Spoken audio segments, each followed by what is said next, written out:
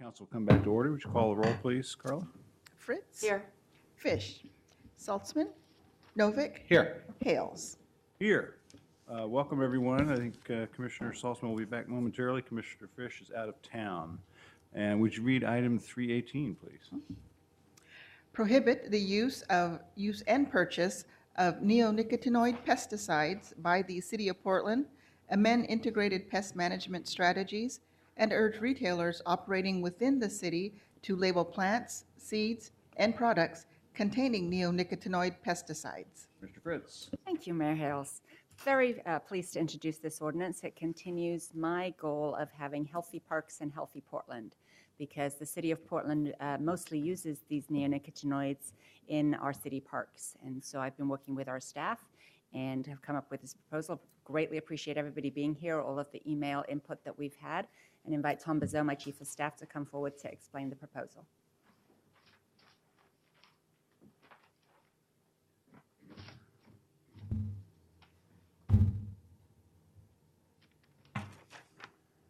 Tom Bazot, Chief of Staff for Commissioner Fritz. I'm just going to go over the ordinance and the exhibit just to give you a rundown on exactly what's in it. And hopefully it won't take a whole lot of time here. So the purpose is to eliminate from the city government use the purchase and use of neonicotinoid insecticides. The reason why this is that there's mounting evidence that indicates that the neonicotinoids have been found to be harmful to beneficial insects, such as pollinators, and consequently to other animals in the food chain. Pollinators represent a canary in the coal mine effect with our ecosystems, and the mounting evidence points to problems with continued use of these chemicals. The general prohibition in this ordinance is to basically direct that the use of any neonicotinoid or nicotinide-like systemic persistent pesticide is prohibited on land owned or operated by the City of Portland, including public right-of-ways. This prohibition applies to seed dressings, soil treatments, foliar sprays, and other types of applications. Exceptions to and the policy directives regarding this are found in Exhibit A. So I'm going to go through the exceptions now, which there's 3 exceptions. And the first one is related to the rose midge, which is a insect which causes damage to roses in our parks. And so we're developing a program, a pilot project in the actual exhibit, which I'll cover a little bit in a second here, to try and help with this problem. So right now there is limited use of imidacloprid. I don't know if I said that correctly, but that's one of the neonicotinoids, and that's been used to control this pest. And we're looking to see if we can find alternative ways. So the pilot project basically will have test beds in one of the rose gardens that has the rose midge. And parks will utilize a balanced team of consultants to agree on the types of protocols to use in the test. And then alternatives to the neonicotinoids will include IPM practices, physical, biological, and other environmental methods. There will also be signage posted that will educate people about what that testing is all about. And then there will be a reporting mechanism through which we can get that information back to the commissioner in charge. Exception number 2 deals with buying of plants and products that basically have neonicotinoids in them. And oftentimes we have our plants that we buy and the seeds that we buy by the city basically are already coated with this type of insecticide.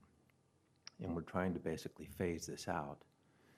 And so that would require that we actually come up with a plan and on how we want to phase that out. And that time period for phasing it out is set to be December 1st of 2017. it'll take some time for retailers and nurseries to actually jump on board and figure out, go back to a time when they did not have plants that were coated in neonicotinoids. The other aspect is that we will, of course, try and eliminate that as soon as we possibly can. Exception number 3 is that any use of neonicotinoid class pesticide under the contract could only occur with, strict adherence to the city's integrated pest management program protocols. And some of those protocols that would be amended and rewritten are to address this impact from the neonicotinoid pesticides, or insecticides as they're called. And other parts of that would be that that if you wanted to use the pesticides only, they could only be considered for destructive pests. And you would have to get a decision by the commissioner in charge to basically use the neonicotinoid, and you would have to have had reviewed all alternative approaches. There is also a notification procedure that's been put in place for site-specific types of use of the insecticide. Here are the rest of the council, basically, be it resolves or directions that are in the ordinance. And this is pointing out the 4 primary neonicotinoids that are being prohibited, and also to continue to point out that there are other insecticides out there that are neonicotinoid-like in their behavior and have the same sort of persistent systemic qualities. Within 4 months of the enactment of this ordinance, the city shall notify the public of this prohibition, and it will be done on the City and Parks Bureau website. And then it will have information about what this is all about in terms of trying to protect the pollinators.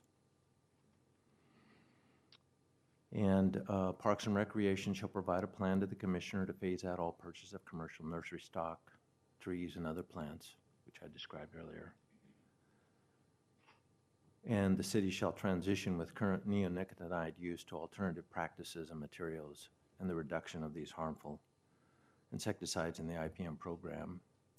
This transitioning will be to basically begin developing alternatives to their use, and also to address pests, which will include the development of test plots, which I described earlier.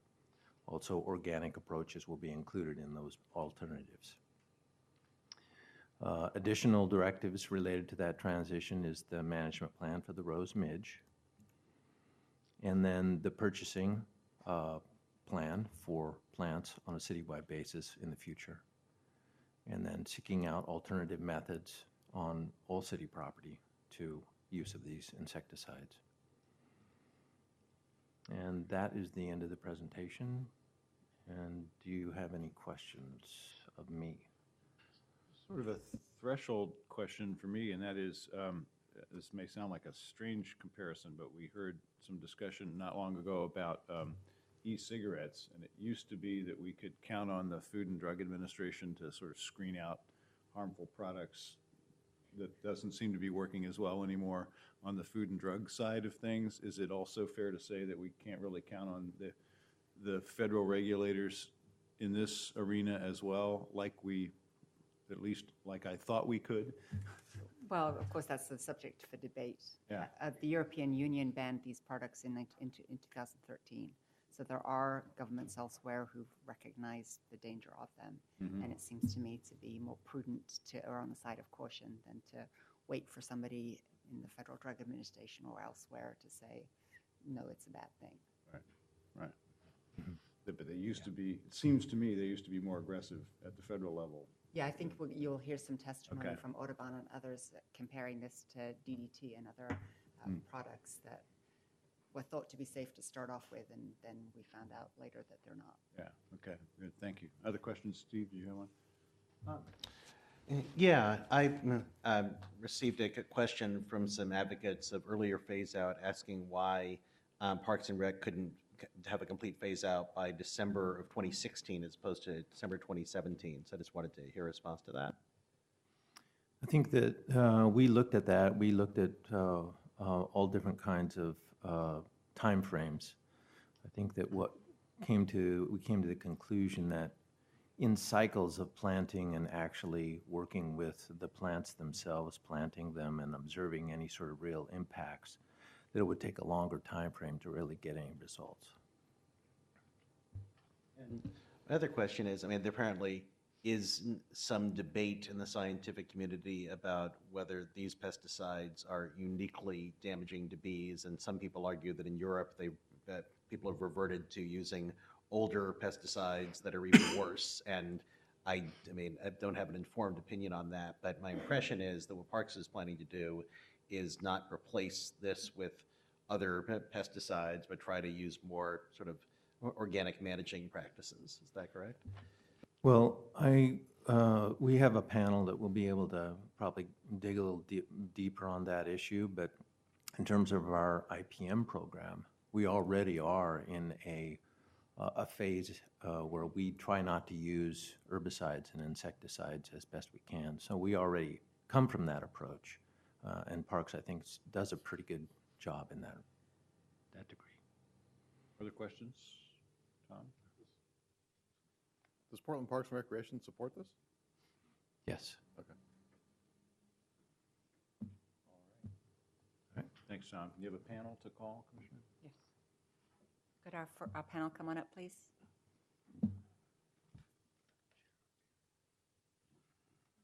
We have Lisa Arkin from Beyond Toxics, Amy Code from the Xerxes Society, Lorianne Bird from the Center for Biological Diversity, and Micah Meskel from Audubon. I'm not sure who's going first, so have at it. State your name for the record each time. Thank you. Thank you so much. My name is Lisa Arkin. I'm Executive Director of Beyond Toxics. And first of all, I want to thank all of you for holding this public hearing today, and thank you, Commissioner Fritz, for bringing this issue forward. We appreciate it.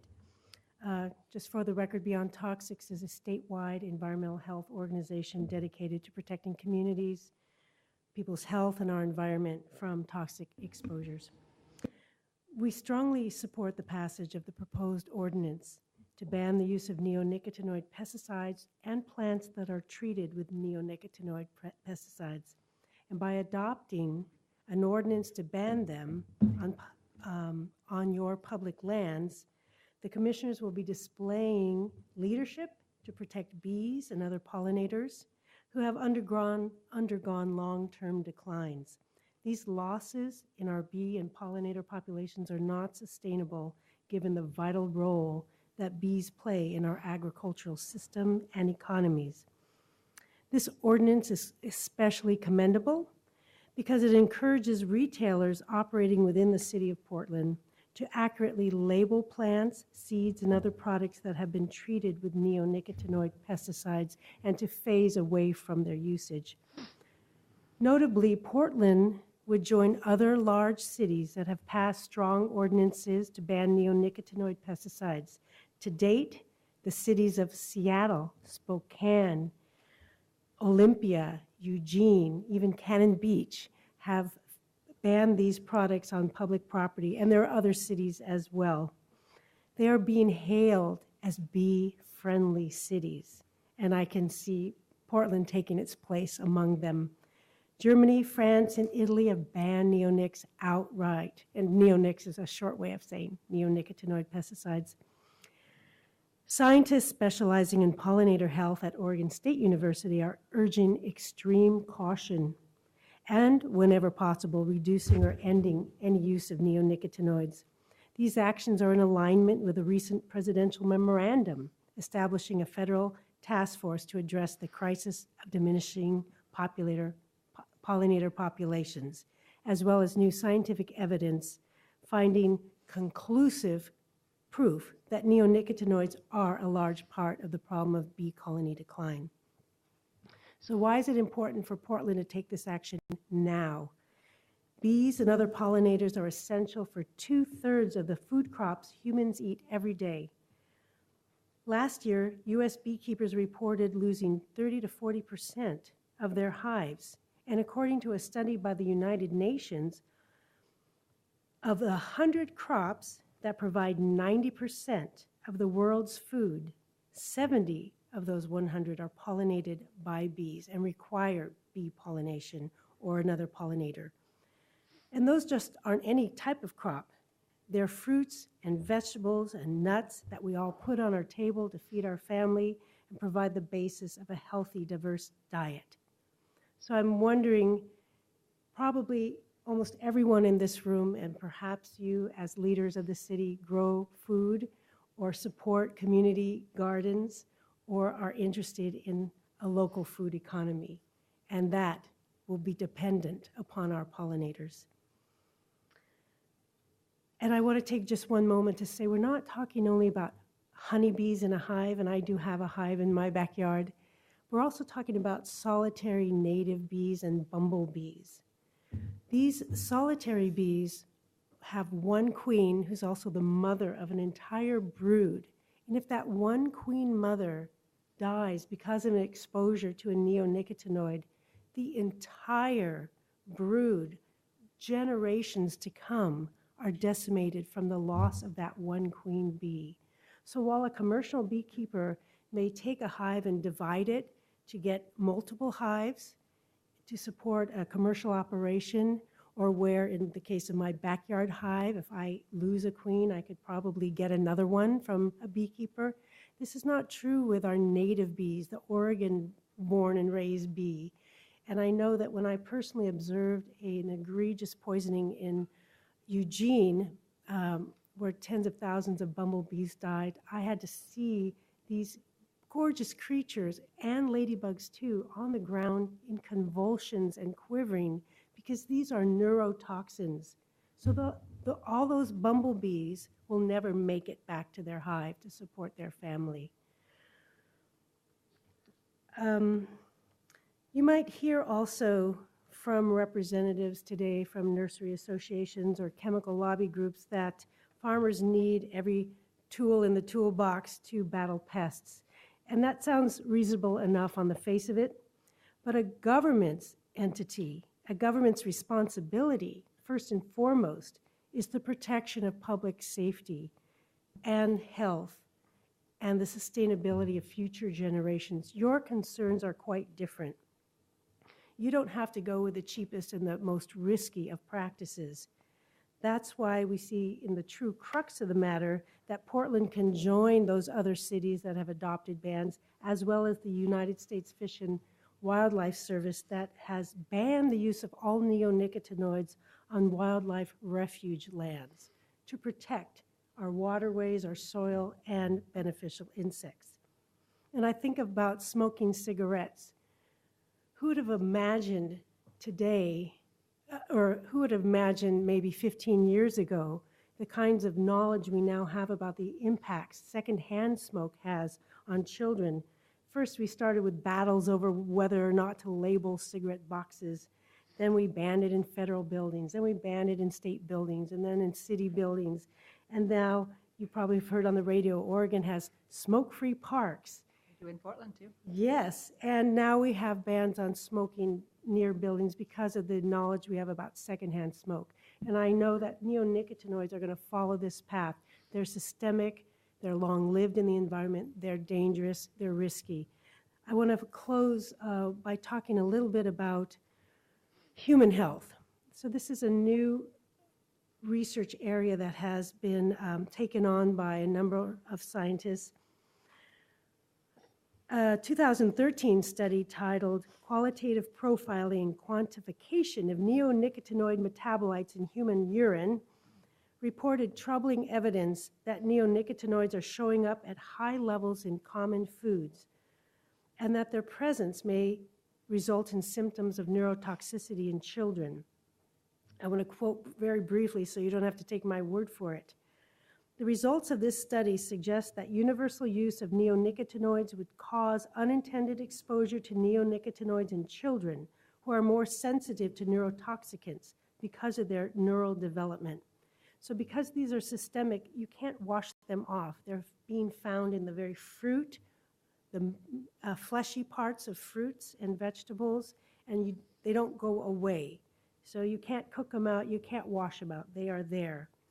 So in closing, I'd like to again commend you for considering this issue and say that bee poisoning incidents and the human health risks point to the grave threat that neonicotinoids pose. It is critical that governments, homeowners, and pesticide suppliers act now to prevent ecosystem decline through the use of these products in our environment and to prevent specifically pollinator die-off.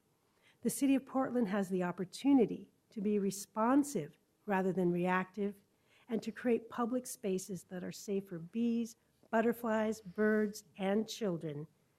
Thank you for taking action that will align with the city's values of sustainability, local food production, healthy families, and environmental stewardship. I'd like to turn it over to Amay Code from Xerxes Society. Hi, my name is Amay Code. I'm the Pesticide Program Coordinator at the Xerxes Society. And just to reiterate, thank you for taking up this conversation. It's something that Portland needed to bring up. We have an amazing environmental credibility in this city. We've done so much for our communities, for our children, and our IPM program really shows our leadership. So this feels like a really natural step within that IPM effort to reduce the use of these pesticides. I'm going to focus in on some of the risks that we're seeing and why it is that maybe some of the battery of tests that our federal government undergoes and the process that we undergo at the federal level might have actually did miss many of the concerns, and how we can, as a city, be more nimble, move through this, and be more protective. I have greater detail in my written comments, and I won't even be able to scratch the surface, but we'll see what we get to today. You know, clearly here in Oregon, we know the risks of neonicotinoids. We've had 7 incidents, 6 of them in the Portland area. And what's not known about those incidents is the vast majority of them, they followed the federal regulations, yet we still had bee die-offs. There were record-keeping errors, there were other minor violations, but they were following those labels in most instances. Some of these applications happened weeks to months prior to the bees coming on the tree and being in bloom and causing the die-offs. So these, again, they're systemic, they're long-lived. It's not just an application when a bee is present that's going to cause this harm. It's pretty significant. And the state of Oregon took great strides and actually created new rules that really do address those acute bee die-offs. And we're really thrilled. Hopefully in 2016 we won't see that. But unfortunately, those die-offs really are the tip of the iceberg. When we look at neonicotinoids, at such low levels, they're causing very subtle but very devastating effects to our native bees and to our managed bees. I'm not going to be here to say that they are the only issue that our bees are facing. Xerxes Society is working on the ground all the time, trying to increase forage, trying to improve their nutrition, and do so much more for our native bees. But this is one of the factors that we need to be considering, and Portland has the ability to address it.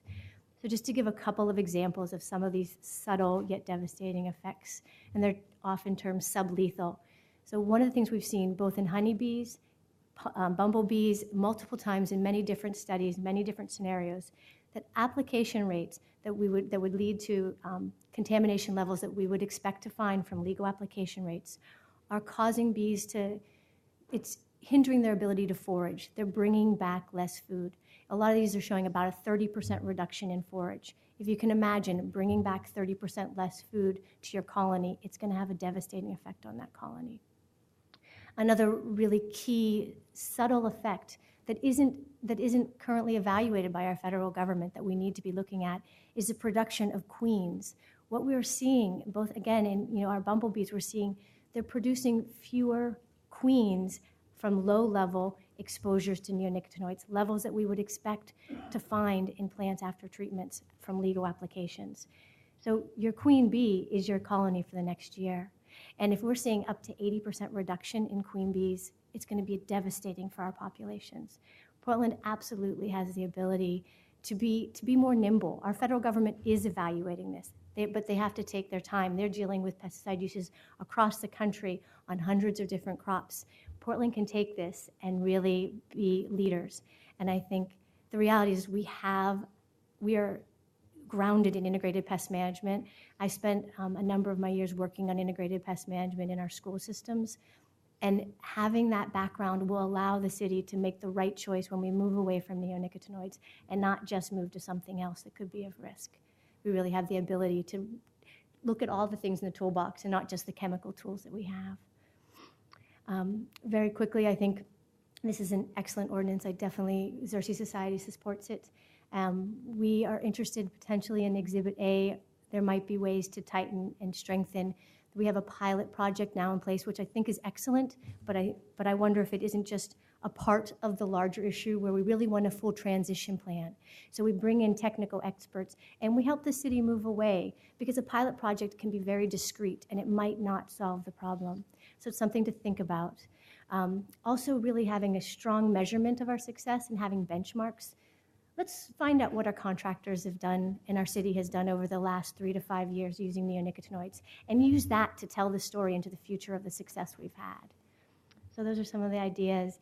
And again, thank you so much. I'm really thrilled to be here and to have you discussing this. Welcome. Mayor Hales and members of the Portland City Council, thank you for being here again today. My name is Micah Meskel, and I'm the Conservation Assistant at the Audubon Society of Portland. We want to first express our appreciation to Commissioner Fritz and her Chief of Staff, Tom Bizot, for their leadership on this effort. The Audubon Society of Portland, with over 15,000 local members, works to promote the enjoyment and understanding and protection of birds and the wildlife in Oregon and across the Pacific Northwest. We strongly support passage of the ordinance to ban the use of neonicotinoid pesticides or plants treated with neonicotinoid pesticides on lands owned by the City of Portland, and to encourage retailers operating within the City of Portland to accurately label seeds and other products that have been treated with neonicotinoid pesticides. Neonicotinoids are persistent and widely used pesticides that are causing well-documented harm to wildlife, and in particular, pollinators. This ordinance represents a significant step forward in protecting the native biodiversity of Portland, as well as the people who use our city's public lands. In enacting this ban, Portland joins Seattle, Spokane, and Eugene in banning neonicotinoids. It also joins the U.S. Fish and Wildlife Service, which in 2015 announced a ban of use of neonicotinoids on over 150 million acres of public land. So Micah, since we have the written testimony, which Bob Salinger also Yes. emailed to us all this morning, perhaps you could just summarize rather than reading it all into the record, because Okay. it is now part of the record. Okay. Thank you. So as you mentioned before with DDT, neonicotinoids are very similar in that they are persistent in the environment. And this is an especially big problem for pollinators, but also for birds, as the neonicotinoids are bioaccumulated as they both prey on infected insects, but they are also accumulated it through the ingestion of seeds that have been treated with neonicotinoids. And some of the dramatic impacts with neonicotinoids are chronic exposure to neonics can have significant sublethal effects, including decreased fedunctity and partial paralysis. They also destroy the insects, as mentioned, which they depend on for survival. While we strongly support the adoption of this ordinance, we do have some concerns that the attached exhibit potentially leaves the door open to continued use, and we'd like to flag a few sections which we believe could be strengthened. Specifically, we recognize the problem that the rose midge represents a special challenge in terms of eliminating all use of neonicotinoids in city property, and understand why the city feels compelled to institute a transition program specifically for public rose gardens. We also believe that it is important to recognize that the idealized image of a perfect rose may be one that is dependent upon use of toxic chemicals. We believe the public has become much more understanding and supportive of the concept that the vegetation in healthy and pesticide-free parks may be a bit browner than once considered acceptable. The priority should be placed on human and ecological health, not aesthetics. The advisory committee that was convened by Portland Parks and Rec in transitioning Rose Gardens away from neonics should be a technical advisory team as opposed to a balanced stakeholder group, as they are specialized and are less experts on the issue. And then we also recommend that the city put a cap of a two-year cap on the pilot project as opposed to 2 to 4 to really set a proactive time frame to really find a solution.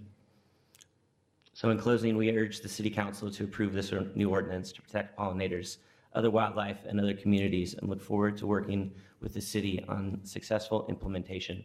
Thank you for your consideration. Thank you. Thank you. Good afternoon. Welcome.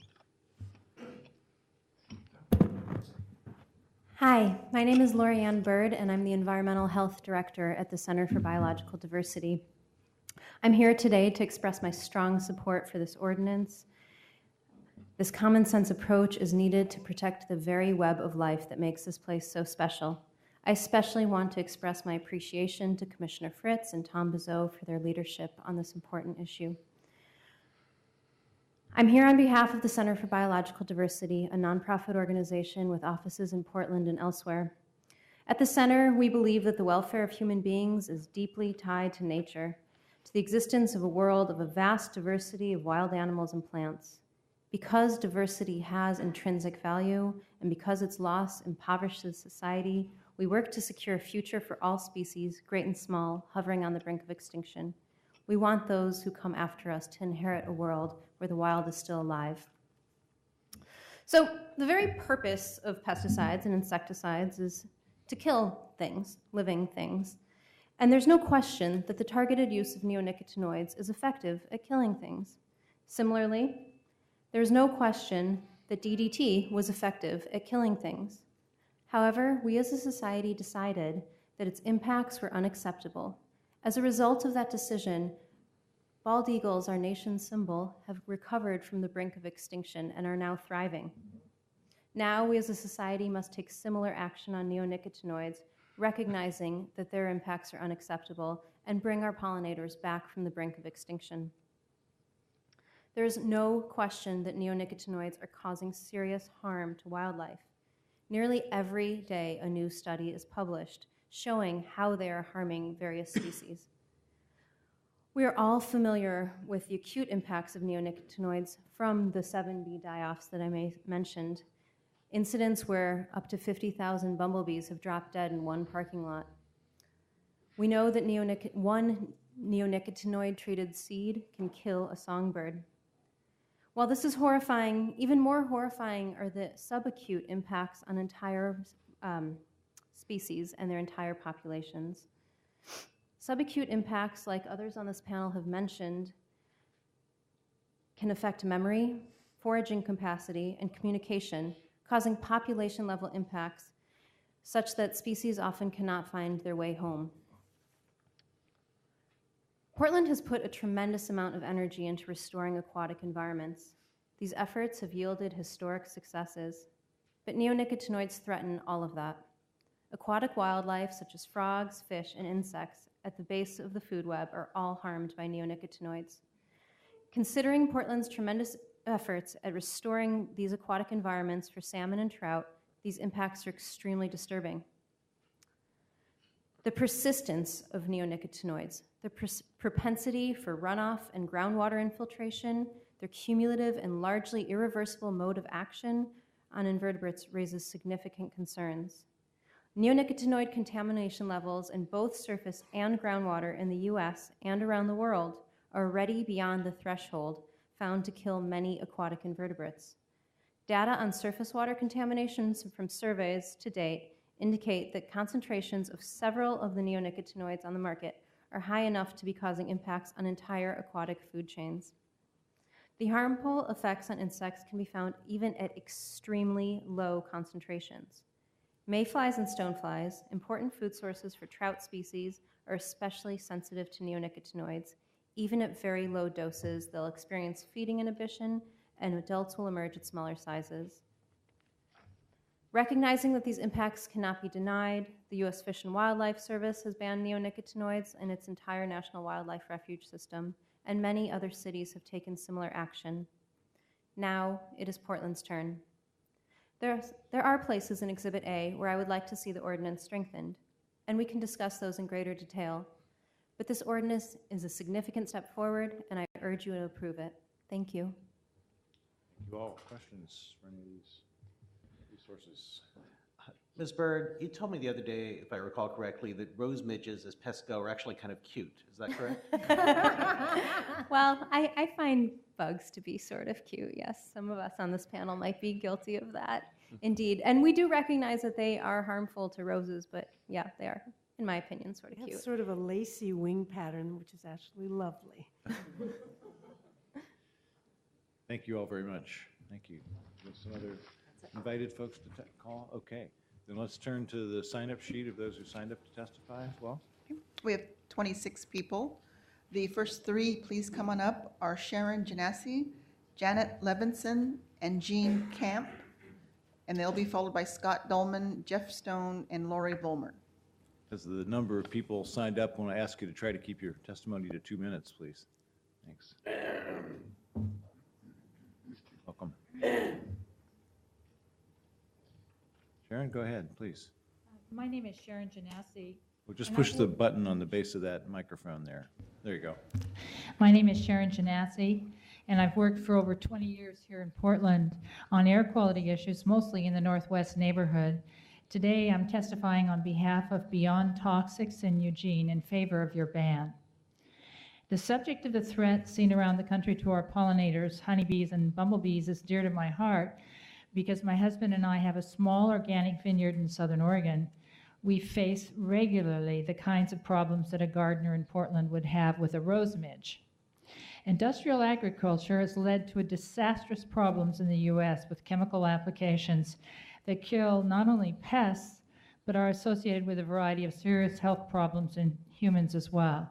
Organic agriculture has taught us how to use OMRI-approved products for our pests so that we can hear the frogs and birds singing in our vineyard. Portland's Rose Garden is very important to our city's image, and it's also a destination for children and adults visiting the city and living nearby. All the more reason for the City of Portland to adopt OMRI, Organic Materials Review Institute approved products on the soil beneath the roses.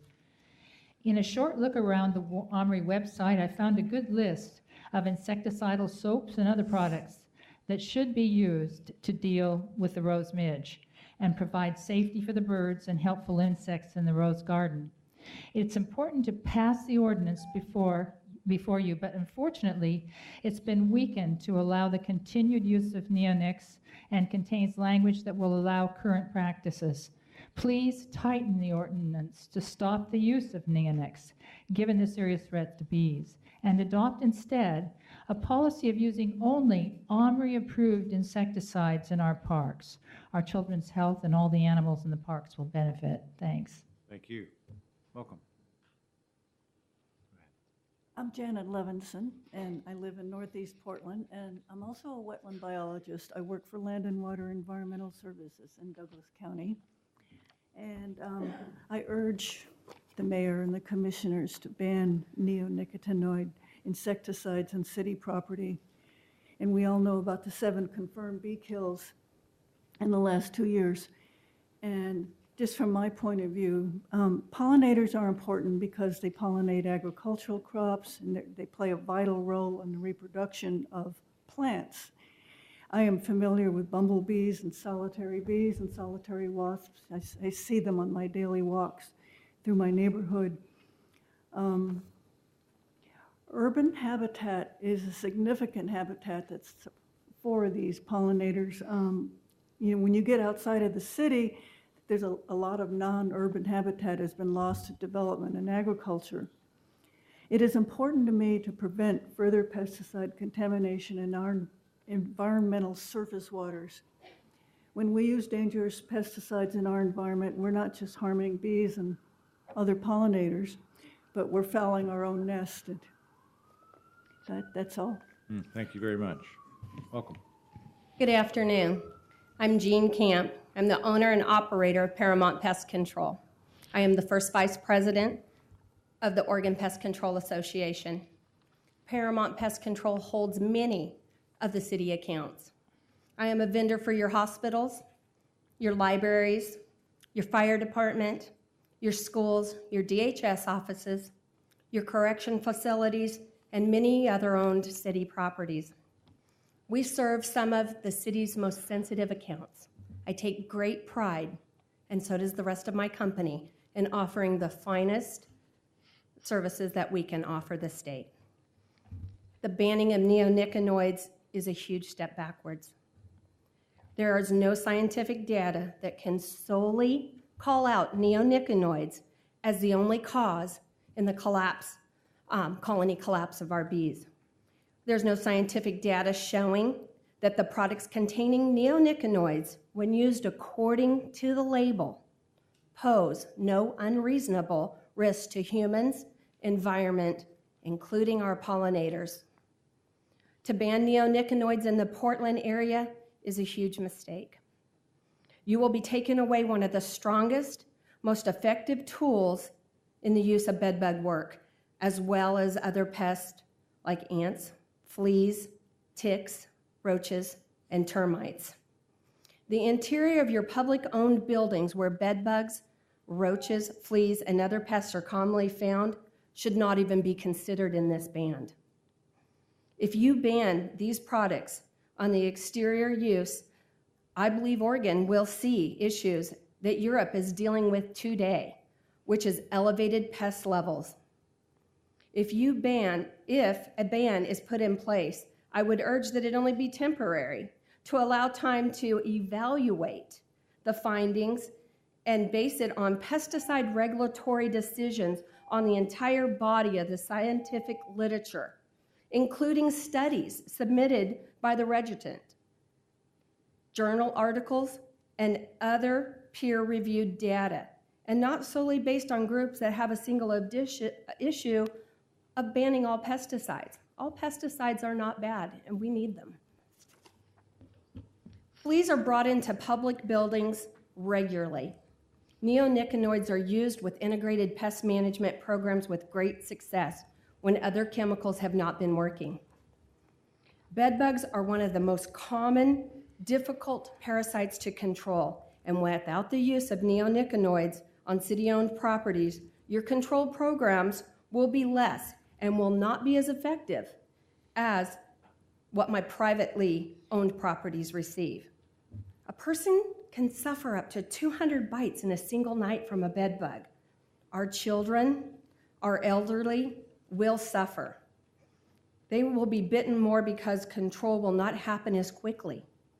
Neonicotinoids, keep in mind, are low risk to humans and animals.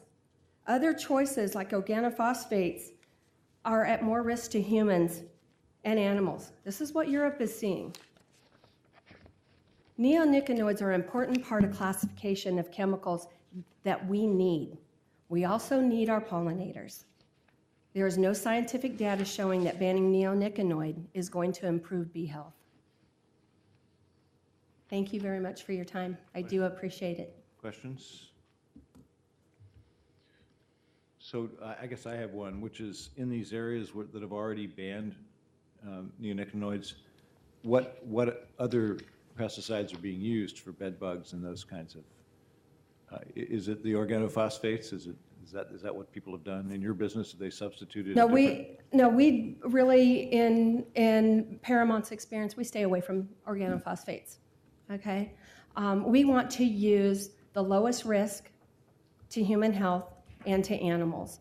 And yeah, but I was saying the neonicotinoids. We're not the first to this. So if in those other areas they have in effect carried out the pilot project that you've asked for, because they've already done this. So what pesticides or what approaches have pest control firms taken in the cities, Eugene, Seattle, et cetera, that have already banned this particular type of product? Well, for Eugene, for example, seeing a rise in bed bugs in your interior, in your buildings, in your libraries, we're seeing populations grow in these public buildings. Bed bugs are off the chart, and they used to be a Portland problem. And they're in Astoria, and they're in Seaside, and they're in Eugene, and they're in Bend. It's spreading. It's not getting better. and you will not control bed bugs without the assistance of chemicals. We realize that the exterior and out in the environment, there is some reason for concern to protect our pollinators, and we join you in that effort. But That's what this policy applies to. The city doesn't own any beds.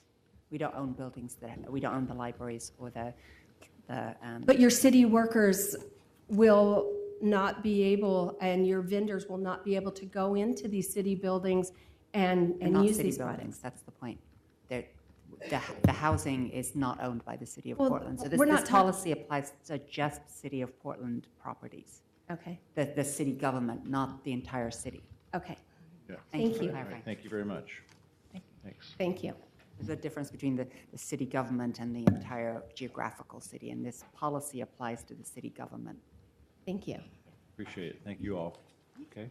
The next one, three please. are Scott Dolman, Jeff Stone, and Lori Volmer. And they'll be followed by Taggart Siegel, Christine Winson, and Rich Hatfield.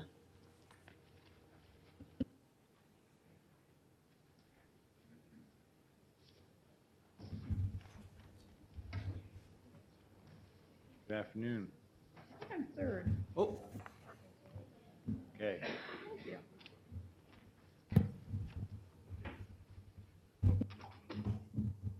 Why don't you go ahead, Mr. Stone? I was going to have Mr. Dahlman All go right. first. Are you That's all right. first? Go ahead, please. I'm the lucky winner. All right. Excuse me. Mayor Hales, commissioners, thank you for the opportunity to speak to you today.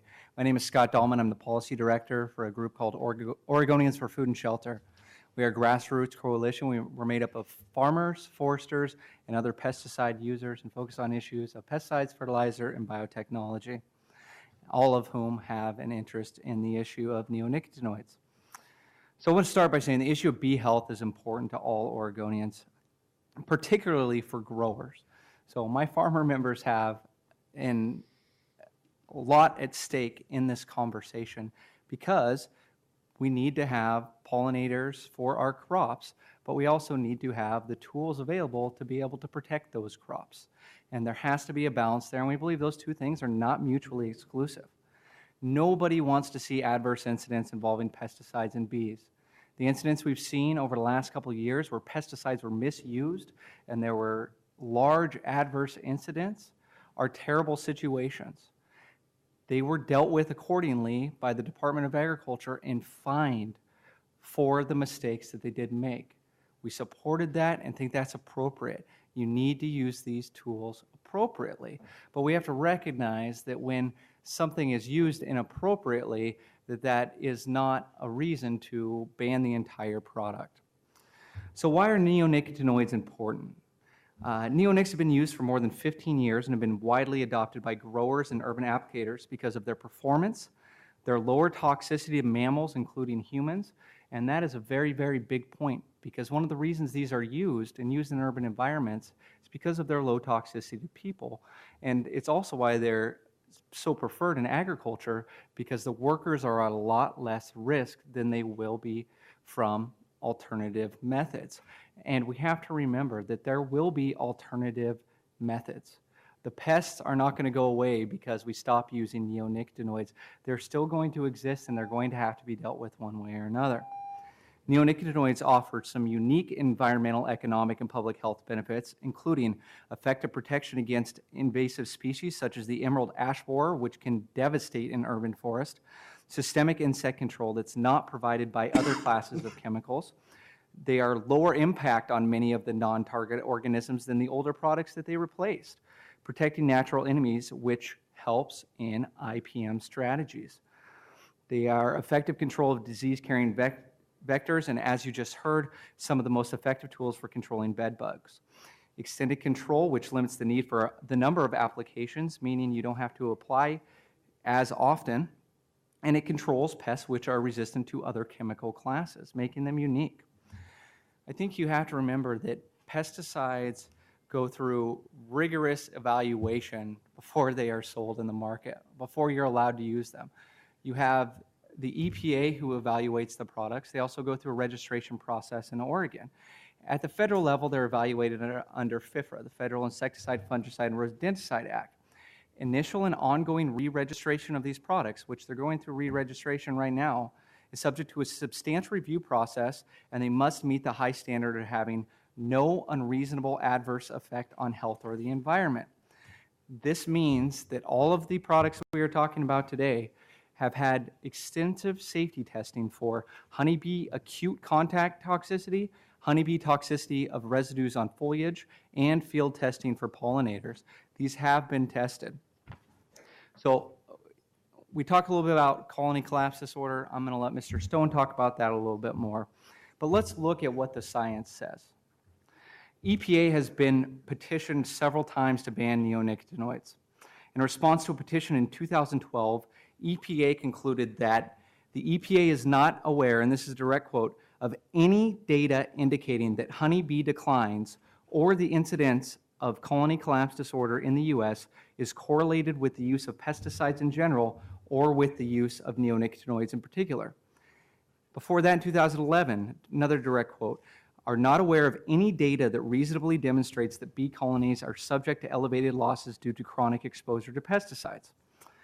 The UK Department for Environment, Food and Rural Affairs, which it should be noted that the UK was opposed to the moratorium on the 2 neonicotinoids that is in place in the European Union right now.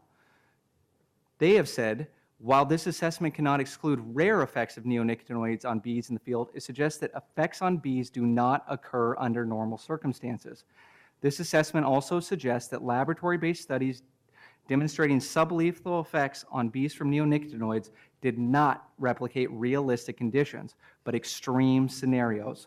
Consequently, it supports the view that the risk to bee populations from neonicotinoids as they are currently used is low.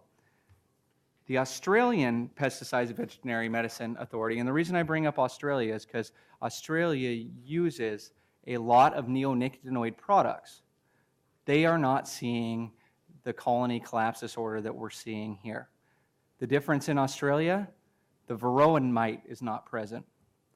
According to the Australian government, the introduction of the neonicotinoids has led to an overall reduction in the risk to the ag environment from the application of insecticides, and that Australian honeybee populations are not in decline despite the increased use of the group of insecticides in agriculture and horticulture since the mid-1990s. And just this month, results from a 3-year bee study conducted by scientists from the University of Maryland, the US EPA, and USDA confirmed what other research has already shown, that field-relevant exposures of neonicotinoids have negligible effects on honeybee colony health. So in conclusion, I know I'm running out of time here. As you can see, the interaction of bees and pesticide is an issue that's being taken very seriously. We both sat on a pollinator health task force, which met throughout the last year through the state legislature. The EPA is working hard to ensure that these tools are used in an appropriate and scientifically sound manner. Pesticides are just one part of the bigger picture. I'm hopeful as you look at pollinator health, you look at other ways the city may be able to help support pollinator health going forward.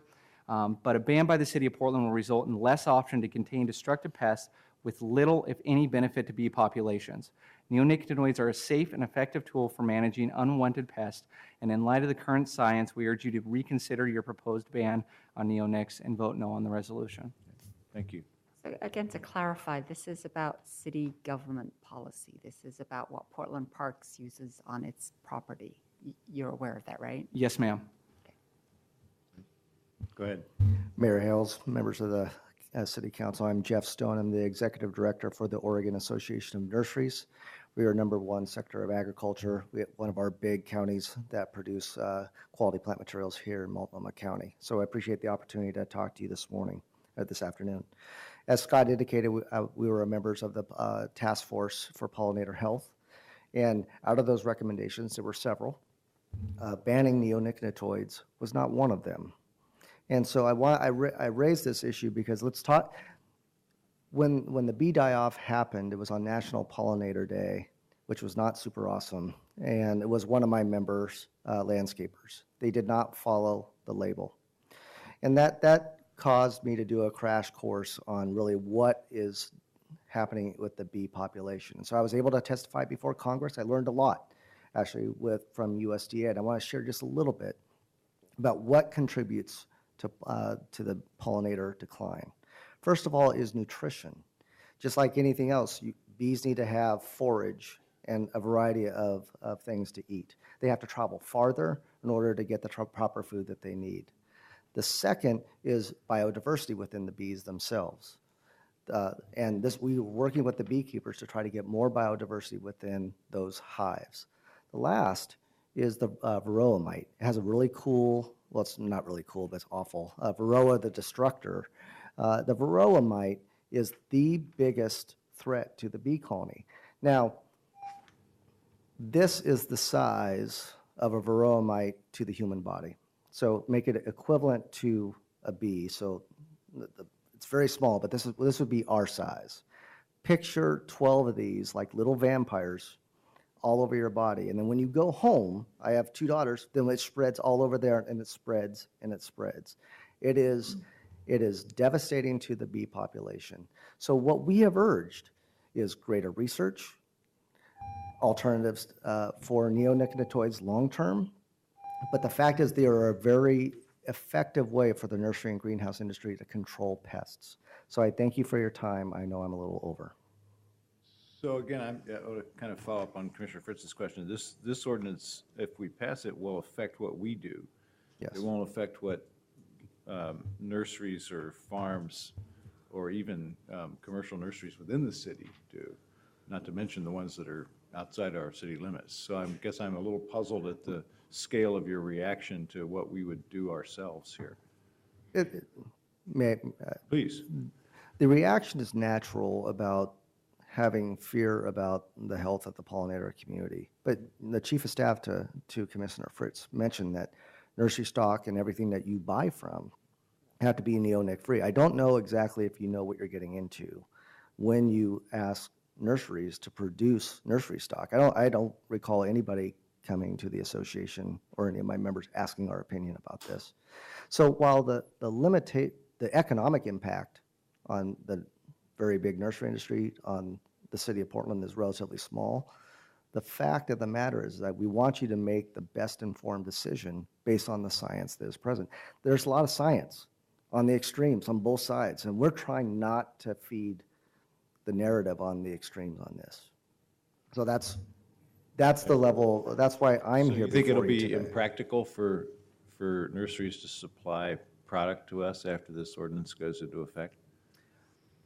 My nursery members are very adaptable to market conditions. But I would say, Mayor, in all honesty, I think that when you have production, it's just not one little patch. It's a production method for an entire nursery. Right. So No, I understand. I'm following that. we buy a lot of trees and plants. And so- that's why the phasing plan is the goal of, at the end of 2017, for the purchasing of the plants, recognizing it takes a while to grow them. And in fact, Exhibit A is the pilot project that you talked about in your testimony. We're going to be doing a test to help the industry find out what else might work.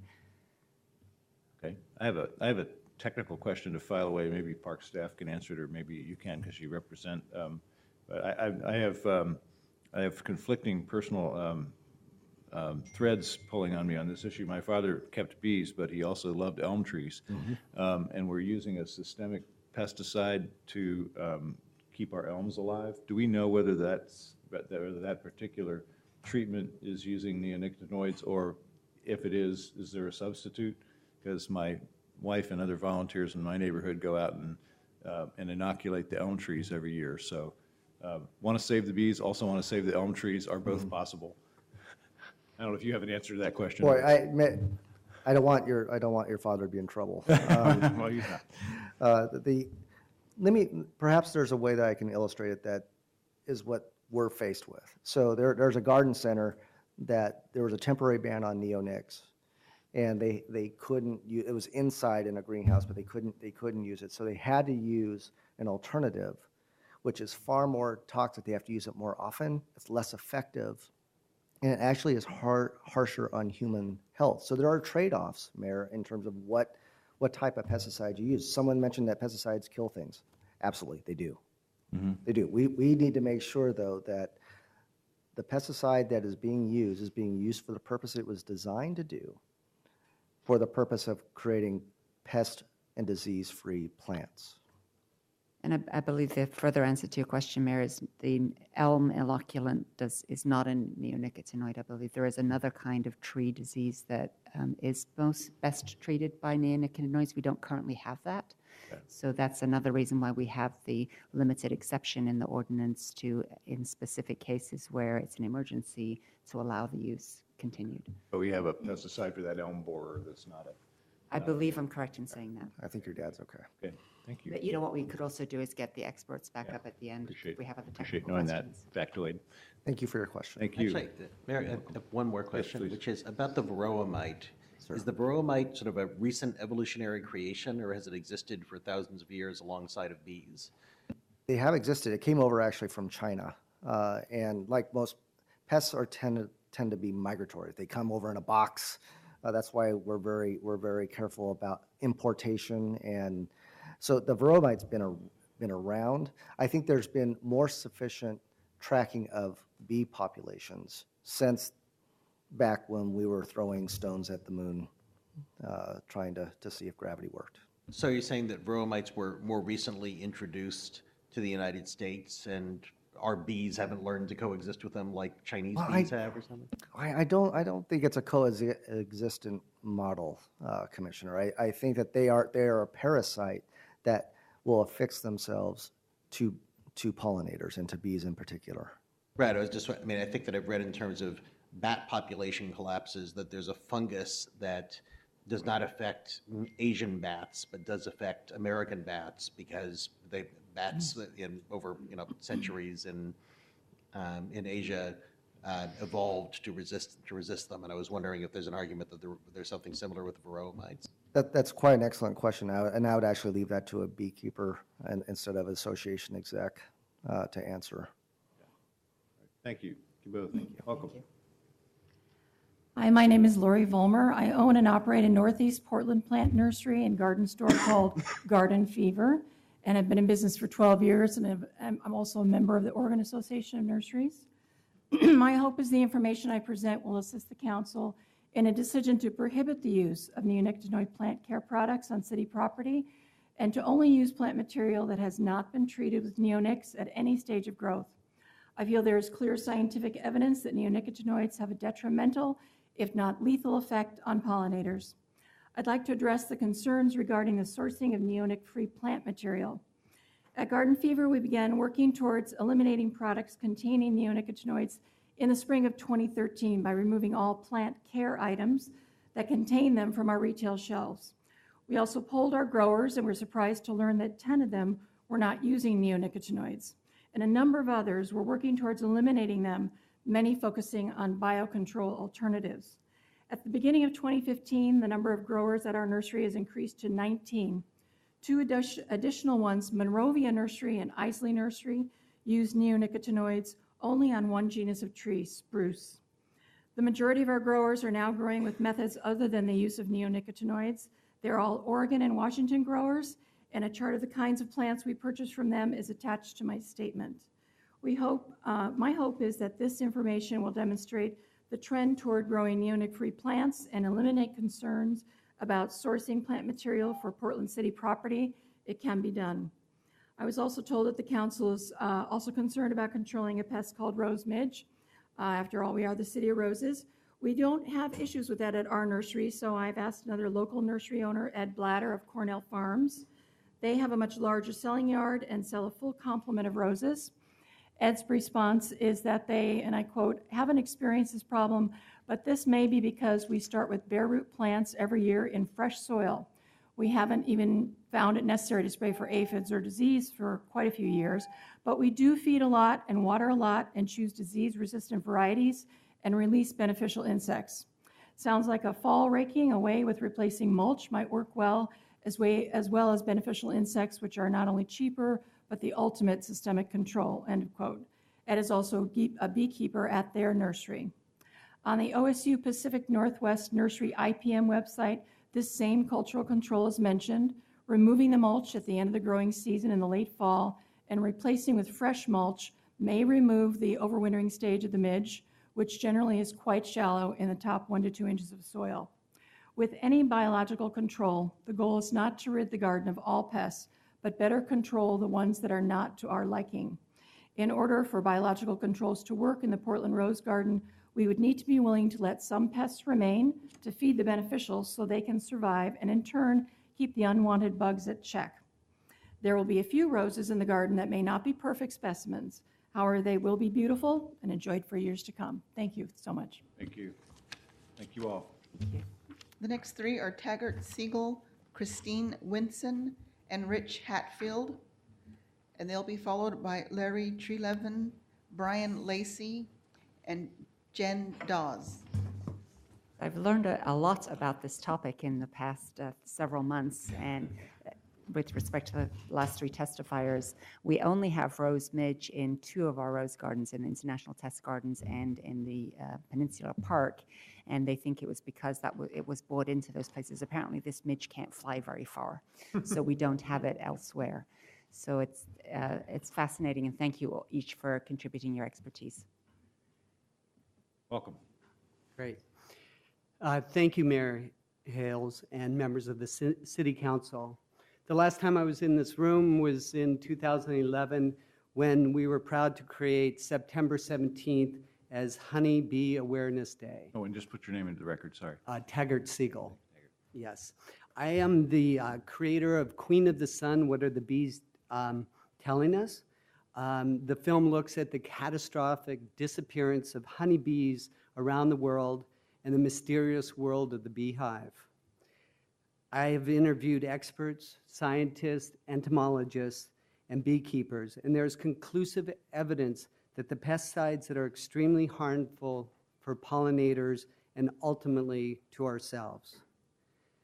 And I could say this has also affected me personally. I'm a beekeeper, and I live in Selwood, and my bees just died. They disappeared. They were healthy 3 weeks ago, and they're now gone. And this was a classic case of colony collapse disorder where the bees disappear and the honey is there. I had 2 boxes of honey just full of beautiful honey, and the bees disappeared. So this, because bees could fly up to 3 miles, I don't know if it was my neighbor next door or a block away or up to 3 miles away. Whatever they were bringing back to our hive at some point was affecting them. And in fact, they might not have made it back to the hive. Man has created a deadly cocktail for bees. And if we don't protect them, we're not protecting ourselves. Colony collapse disorder has reached life-threatening dimensions. 30 to 40% of beehives disappear every year. And when you look at entomologist May Berenbaum, she says these neonicotinoids, which are neurotoxic, they target the nervous system, affect the ability of the bees to learn and to remember and to navigate, all of which would contribute to an inability to return to the hive after foraging. I think that's possibly what happened to my bees. And the head of the UN Environmental Program warns that the decline of bees means the writing is on the wall. We have to do something to ensure pollination for future generations. They're absolutely essential in what they give us. They're putting the future, these pesticides are putting the future of creation at stake, not just for the future of bees, but the future of humanity and the future of life. We have an opportunity to set an example for the rest of the nation and the world here in Portland. In a city like Portland that prides itself on environmental stewardship, we can set an example to help save pollinators. So thank you. Thank you. Thanks very much. Welcome. Thank you. Dear City Council members, thank you for the opportunity to speak on this very important topic. My name is Christine Winson. I work for Univar in the Environmental Sciences Division. I've been a state licensed pesticide consultant for 13 years. I came in with a certain premise, and Commissioner Fritz, if you would clarify for me, because I wasn't quite sure the way this ordinance was written. You said that this ban does not include city buildings. It includes city-owned property, but the city of Portland doesn't own housing buildings, for example. Okay, does the city own buildings? We own this building and others. but Building yeah, and others? Yeah, So does the ban include those properties? Yes. Okay, so this is not just strictly an outdoor only? correct. Okay. So, as Gene Camp had said before, we do have issues in buildings with bed bugs, with other pests. And as Section 1, Subset 1 indicates, the EPA has noted that neonicotinoids are reduced risk pesticides for public health pests. So here it states it right there. So within the interior of buildings, we have bed bugs, we have fleas, there are stinging insects. Taking this tool away where we have reduced risk to mammals, to people, to children, to pets, will be giving us the alternative of using other pesticides that are more toxic, again, to mammals, and in applications that will never harm a pollinator. So I would urge this commission to look at perhaps rewriting and opening up the opportunity to consider an indoor exemption for neonicotinoids. Thank you. Okay, thank you. Thanks very much. Welcome. Thank you. City Commissioners and Mayor Hales and citizens of Portland, good afternoon and thanks for the opportunity to speak. My name is Rich Hatfield. I'm a resident of Southwest Portland. I'm a father of 2 young children, and I'm also a conservation biologist with the Cersei Society for Invertebrate Conservation. Neonicotinoids are the most widely used group of insecticides in the world. They've been billed as low-risk, high-efficacy chemicals with low toxicity to non-target organisms. However, evidence is quickly mounting in the form of hundreds of peer-reviewed scientific articles that these chemicals are not low risk, that the efficacy is quite limited in agricultural settings, and that because of their systemic nature, their longevity, they're having profound effects on beneficial insect communities and the animals and processes that depend on them. In short, these chemicals are contributing to the destruction of functioning ecosystems. While the bulk of attention has been paid to bees, less well understood is the effect that these chemicals are having on our less charismatic, yet equally important invertebrates, earthworms, ground beetles, and predatory insects, which all contribute profoundly to a healthy ecosystem. The fact of the matter is that less toxic, more targeted, and equally, if not more effective alternatives like water and soap exist. In addition to reading much of the scientific literature surrounding this issue, I've also seen devastating effects that these chemicals can have firsthand. I was the biologist that responded to the bumblebee kill in Wilsonville in 2013. When I was on the scene in that June, dead bumblebees were literally raining out of the trees, their bodies hitting the pavement. The thought that these beautiful animals were dying for cosmetic reasons to prevent cars from getting a sticky residue was maddening. Clean cars are optional. Bees are not optional. As someone that has worked on a bumblebee conservation for the bulk of my adult life, this was a disturbing and revolting experience. I'm also a member of the IUCN, the International Union for the Conservation of Nature Bumblebee Specialist Group. I've just finished an analysis of the 46 North American bumblebee species, and our results suggest that as many as a quarter of them, or more than a quarter of them, are facing some degree of extinction risk. One of the ODA's conclusion from the bumblebee Wilsonville kill was that our bumblebee populations were healthy because there were so many in that parking lot. There should have been as many as 15 or 16 species of bumblebees on the ground that day, but there was really only one species. The Willamette Valley is home to over 400 species of native bees, and there was really just one species in that parking lot. To me, that does not suggest that we have a healthy community of bumblebees. It suggests that the biodiversity in the Willamette Valley is reduced, and I suspect that neonicotinoids are culpable, at least partially, in that decline. Just one more comment here, sorry. When it comes to open city and spaces, including our rose gardens, beauty is not enough anymore, or at least we need to change the definition of beauty. Accepting blemishes, brown spots, imperfect blooms needs to become part of our ethos. We need more from our landscapes than aesthetics. We need them to feed our wildlife, sequester carbon, and function as working ecosystems. Despite what industry would like us to believe, neonicotinoid chemicals are not part of this equation. I also Our children learn in our parks, and we don't know what the long-term effects of these chemicals are on developing minds and bodies. And I don't want my children or our city's children to be part of the experiment. Thank you for listening. Thank you. Thank you all. The next three are Larry Trelevin, Brian Lacey, and Jen Dawes. And they'll be followed by Molly Fitzpatrick, Carrie Weisenbeck-Foles, and Bob Bernstein.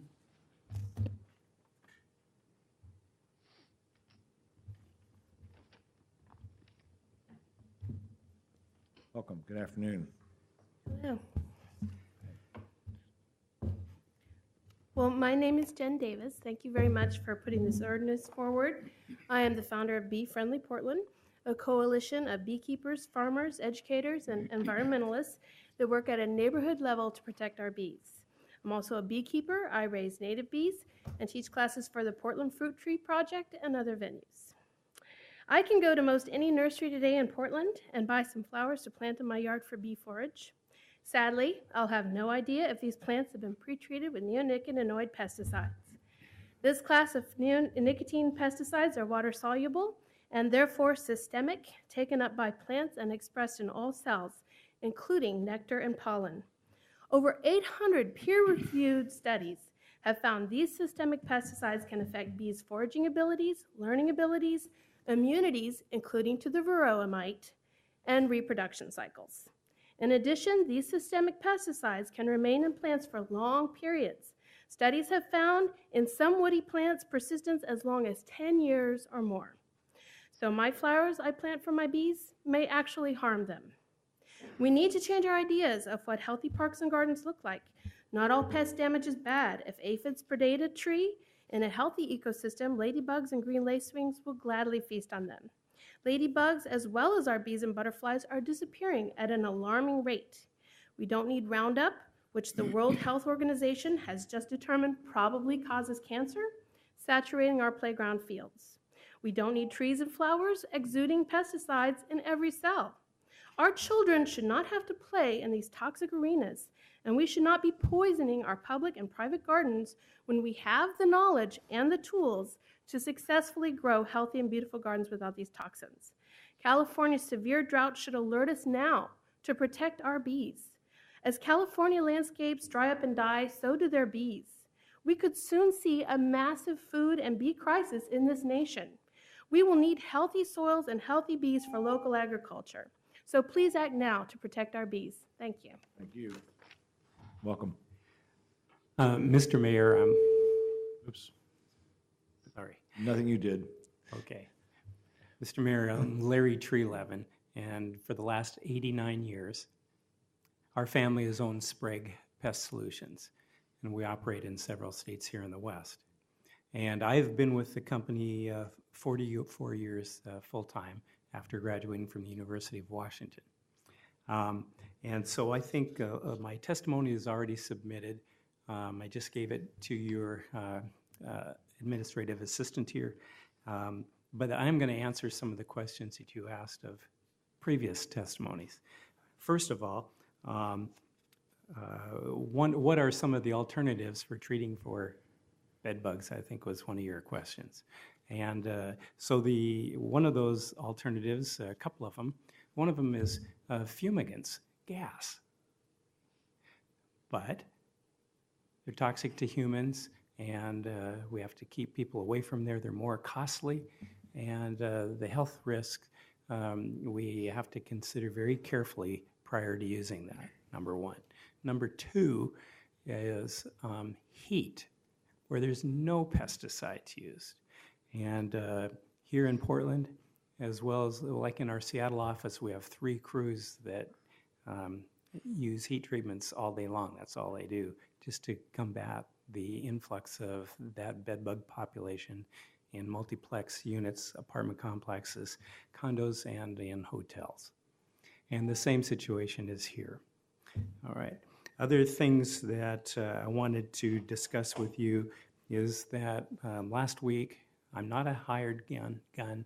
I work for our family operation, but I do testify in Congress a lot. And I met last week with Jack Arriaga, who is a legislative aide to Susan Bonamici in DC. Also met with Thomas Griffin, who works for Greg Walden, and also Zach Stokes. And he is with Kurt Schrader, and we're working on a national level to try to address this very issue right now. Okay, and we're making headway on the. President Obama sent an executive order on protecting pollinator health and has asked each of the states to come up with their own pollinator health protection program. And that letter was just issued not long ago. Okay, and next of all, we also are using trained canines to look for different various insects, including bed bugs, so we can pinpoint areas of infestation and treat them with heat and other things that minimize the use of pesticides. But I'm open to any questions from any of you on the panel, because I didn't get that's helpful. Thank you. So, in effect, the federal government is saying states and localities go innovate on your own? No, they're saying states go on your own. States, not States go on your own, not municipalities. Okay. And that was the directive from President Obama. And so EPA is working on that in conjunction with others as well. And there's been a couple of House bills that have died en route, but the issue is coming up on a regular basis back there. I was just there last week. Okay, thank you. Other questions? Thanks very much. Welcome. Brian Lacey, thank you, Mayor and Commissioners, for this discussing this issue. What I'm about to read, I'm guilty of not addressing it just as a city property issue, but as a broader one, so maybe my comments will be more appropriate for a future date. Also, I'm a long-term beekeeper, so if you have any technical questions about varroa mites, I'm happy to address them. As the owner of Live Honeybees, a Portland-based pollinator education company, thanks for hearing my views on pollinators, the canary in the coal mine of food security. They're suffering and they need your help. As a resident of Portland since '76, I appreciate the nearly 4 decades of leadership Portland, Oregon has shown regarding health and sustainability. Traditionally, we're the city of roses, so befriending pollinators would seem like a natural step. Portland also stands out nationally for supporting farmers markets, community-supported agriculture, backyard chickens, even backyard beehives. Our local pride was tested by the massive bee deaths in Wilsonville and Hillsborough. One of the silver linings was Congressman Blumenauer's Save America's Pollinator Act. We need that concern and leadership not to fade, because out of the limelight, the biggest threat marches on: death by thousands of cuts every season by neonics, toxin banned in the European Union, as was mentioned in 2013, banned also by Vancouver, BC garden retailers who today refuse to purchase neonicotinoid-laced plants from their wholesalers. Looking into the future challenges to health and sustainability, such as population pressure and density, climate change, declines in available gardenable soil, and continued lobbying by chemical companies, I urge you to join the EU, Vancouver, BC, and the National Wildlife Federation to continue leadership to ban the neonics. Ban them in bottles, plants, seeds laced and coated with neonics. Ban the sales from local retailer shelves. If there's a way and a will to do so, ban online purchases being shipped to Portland. As a public campaign, I see a public campaign and incentives for citizens to bring these toxins to Metro's recycling station. Leadership and caliber of this caliber would improve Portland's food security, reduce our toxin load, remove one significant cause of insect declines, both of pollinators and the invertebrate fish that feed on them, as they are both very stable and water soluble. The work Live Honeybees does, removing swarms and hives from trees and buildings throughout the city of Portland, working often with the city of Portland, teaching the difference between honeybees and other insects. Universally, people feel a relief and a sense of community with pollinators, replacing those fears. In the end, we are a community not of just of people, but of a broader, more inclusive community that relies on millions of small pollinators and other insects. Please support and defend them. So thank you for your service, and to show you in the sweetest terms possible, here's the gift of honey from some of our hives, one for each of the 4 quadrants of Portland. And because we don't want to publicly bribe you, and because honey is a community effort being derived from the flowers all over Portland, we would gladly donate on your behalf these jars of 4 local nonprofits of your choosing. Great. That's very nice. Thank you. I'm sure Blanchet House would love to put some on their biscuits. You tell me who to send them to, and I'd be glad to get them there. His is Blanche, mine is Right to Dream 2, please.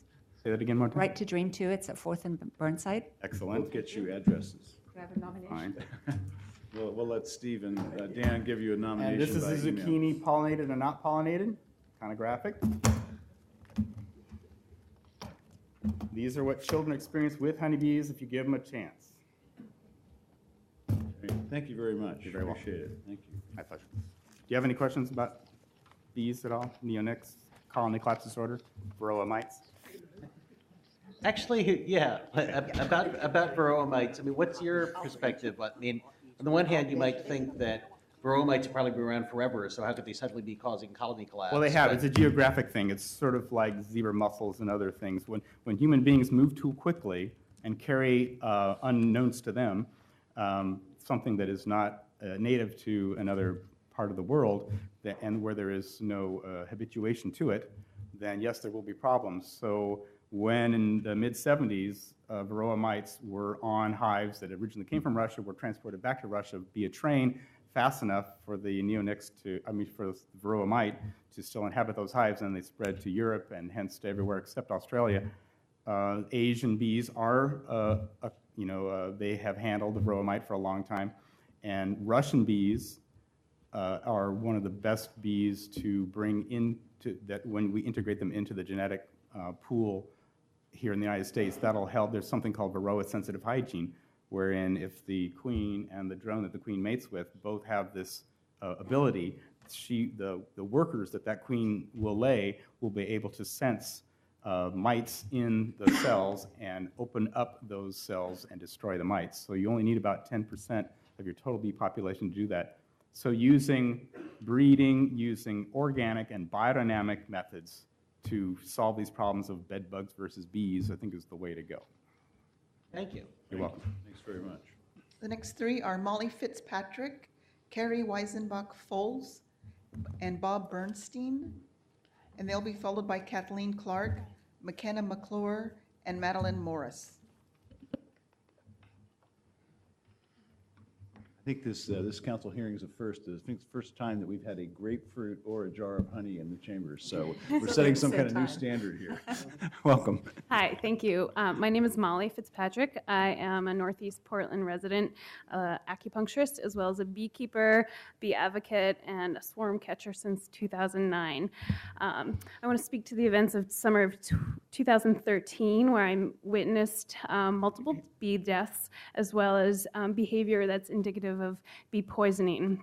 In my own backyard, I would notice my bees would return to the yard and not be able to make it to their hive because they were demonstrating erratic movements indicative of neurotoxicity. I've also witnessed dysfunctional behavior in catching a swarm in Northeast Portland on the neighborhood of 35th and Shaver. I was called to a swarm in the 90-degree heat of that summer. That was also during the time of the Wilsonville bee kill. The birch tree that the bees landed in were I would presume to be, was sprayed with bees given the nature of the manicured lawn. The person I was in contact with asked me not to speak to the owner of the property because he was supporting an ailing wife and was elderly himself, so I did not follow up with his use of chemicals in his lawn, but his lawn demonstrated an indication of chemical management. And the bees that had landed in this birch tree were not able to cling to one another. So a swarm is how bees reproduce. It's the birth of a new hive. And instead of being in a cohesive structure where at the center the queen is being protected by her workers, these bees were falling in clumps, baseball-sized clumps. I noticed at first when they were hitting me on the back, and I was wondering why I was being hit with bees falling from the tree. And I climbed up into the tree myself and I investigated this swarm, and they weren't able to cling to one another, indicating to me there was some neurotoxic potential of poisoning. And it was very distressing to me. It was during a time when I was enrolled at a doctoral program at the Oregon College of Oriental Medicine. And for that requirement, I took a PSU class on Gandhi's philosophy of nonviolence in education and sustainability. And this was an extracurricular class for a doctoral of acupuncture and Oriental medicine. And what I learned in this class was a number of things, but ultimately that the search for truth comes through acts of compassion. And I had to reflect back to myself, how could I be most compassionate? And pursuing bee advocacy at that time was fundamental in my learning process. So for this course at PSU, I did additional hours of community-based learning in which I brought to the Wilsonville Bee Memorial prayer flags. So I brought blank pieces of fabric, and I'm going to read to you these, and Brian and Jen are going to help me as I read. So the first one says, I love bees. Bees, hold on, I'm going to just read them as we go. Stay strong. And these are voices from citizens that may or may not be in this room. I recognize a few people, but not everyone's here. So be strong. I love you, bees. German language I don't understand. Spanish, muestra tu amor a las abejas, ayúdales, salvates. It says, show us your love for the bees, save us, help us. Happiness equals bees. Happy trees means happy bees.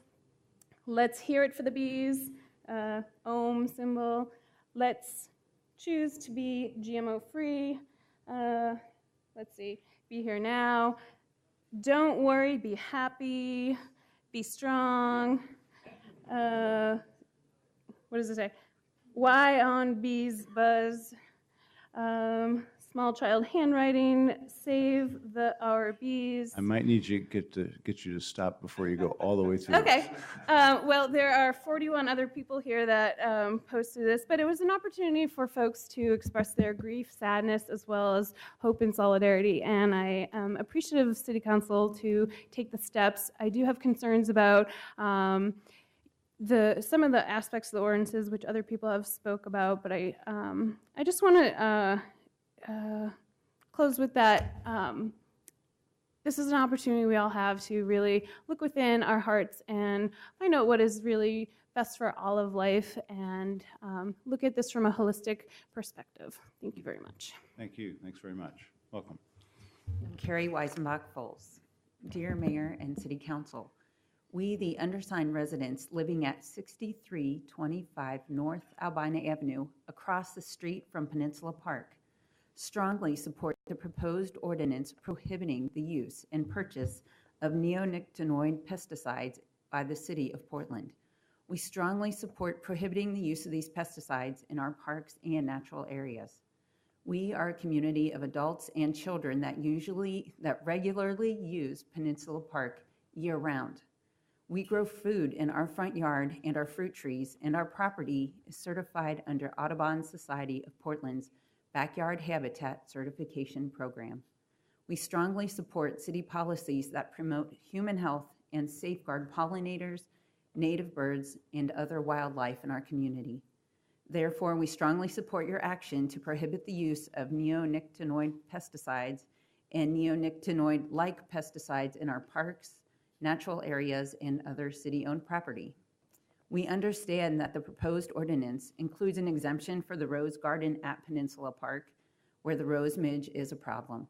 We also understand that the proposed prohibition would therefore not occur immediately in our local park, but we urge city staff to aggressively pursue alternatives to the use of the neonicotinoid pesticides so that the prohibition can be extended to the Peninsula Park Rose Garden as soon as possible.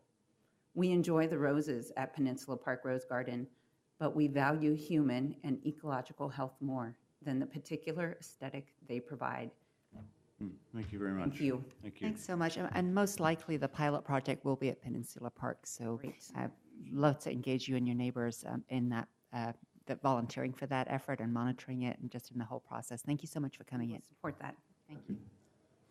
Welcome. Hello, Mayor and Commissioners and Amanda Fritz. I thank you for this proposal. In the best of all... Name in the record, sorry. Just I'm Bob Bernstein. In the best of all possible worlds, we could count on the EPA or the Food and Drug Administration to take care of these sorts of matters. There's a well-documented revolving door between Monsanto and chemical companies and our regulatory system. Money talks. Take a look at what's happened in Southern Oregon with silviculture and aerial spraying. It's the same sort of thing. I'm not surprised that people come up here who are being paid for their time, unlike me, and want to keep the status quo. They want to make a buck, okay? I do believe that human beings are adaptable enough that they will find a way to make a buck. If you create a market for plants that haven't been treated, that market will get filled by enterprising people. So, you know, like, I don't buy that argument at all. In terms of trying to find a smoking gun, it would be nice if we were still living in the 1950s sort of John Wayne world. We are not. We used to think that cancer was one disease. It is thousands of diseases. When you look at how you break that chain, there are thousands of different ways of interfering with that replication. When you get into looking for a smoking gun and the kind of coarse testing that is being done on chemicals that are brought into our environment, it's ridiculous. There are papers that I've read that say what may be happening is that we're interfering with a cytochrome inside of the bee that then makes the bee less able to get rid of other toxins. So then, like, how do you deal with this with a very industry-friendly regulatory process that says you have to find one single smoking gun? The world doesn't work that way. It's fallacious. And so I would say that you should do what you can, to ban these substances. I would tighten things up. The devil's in the details. It seems to me there's a lot of wiggle room there to continue using these substances. And I also went to an interesting talk by a woman, Susan Kegley. She's a doctorate, I believe. And this was through the Chemistry Society of Portland.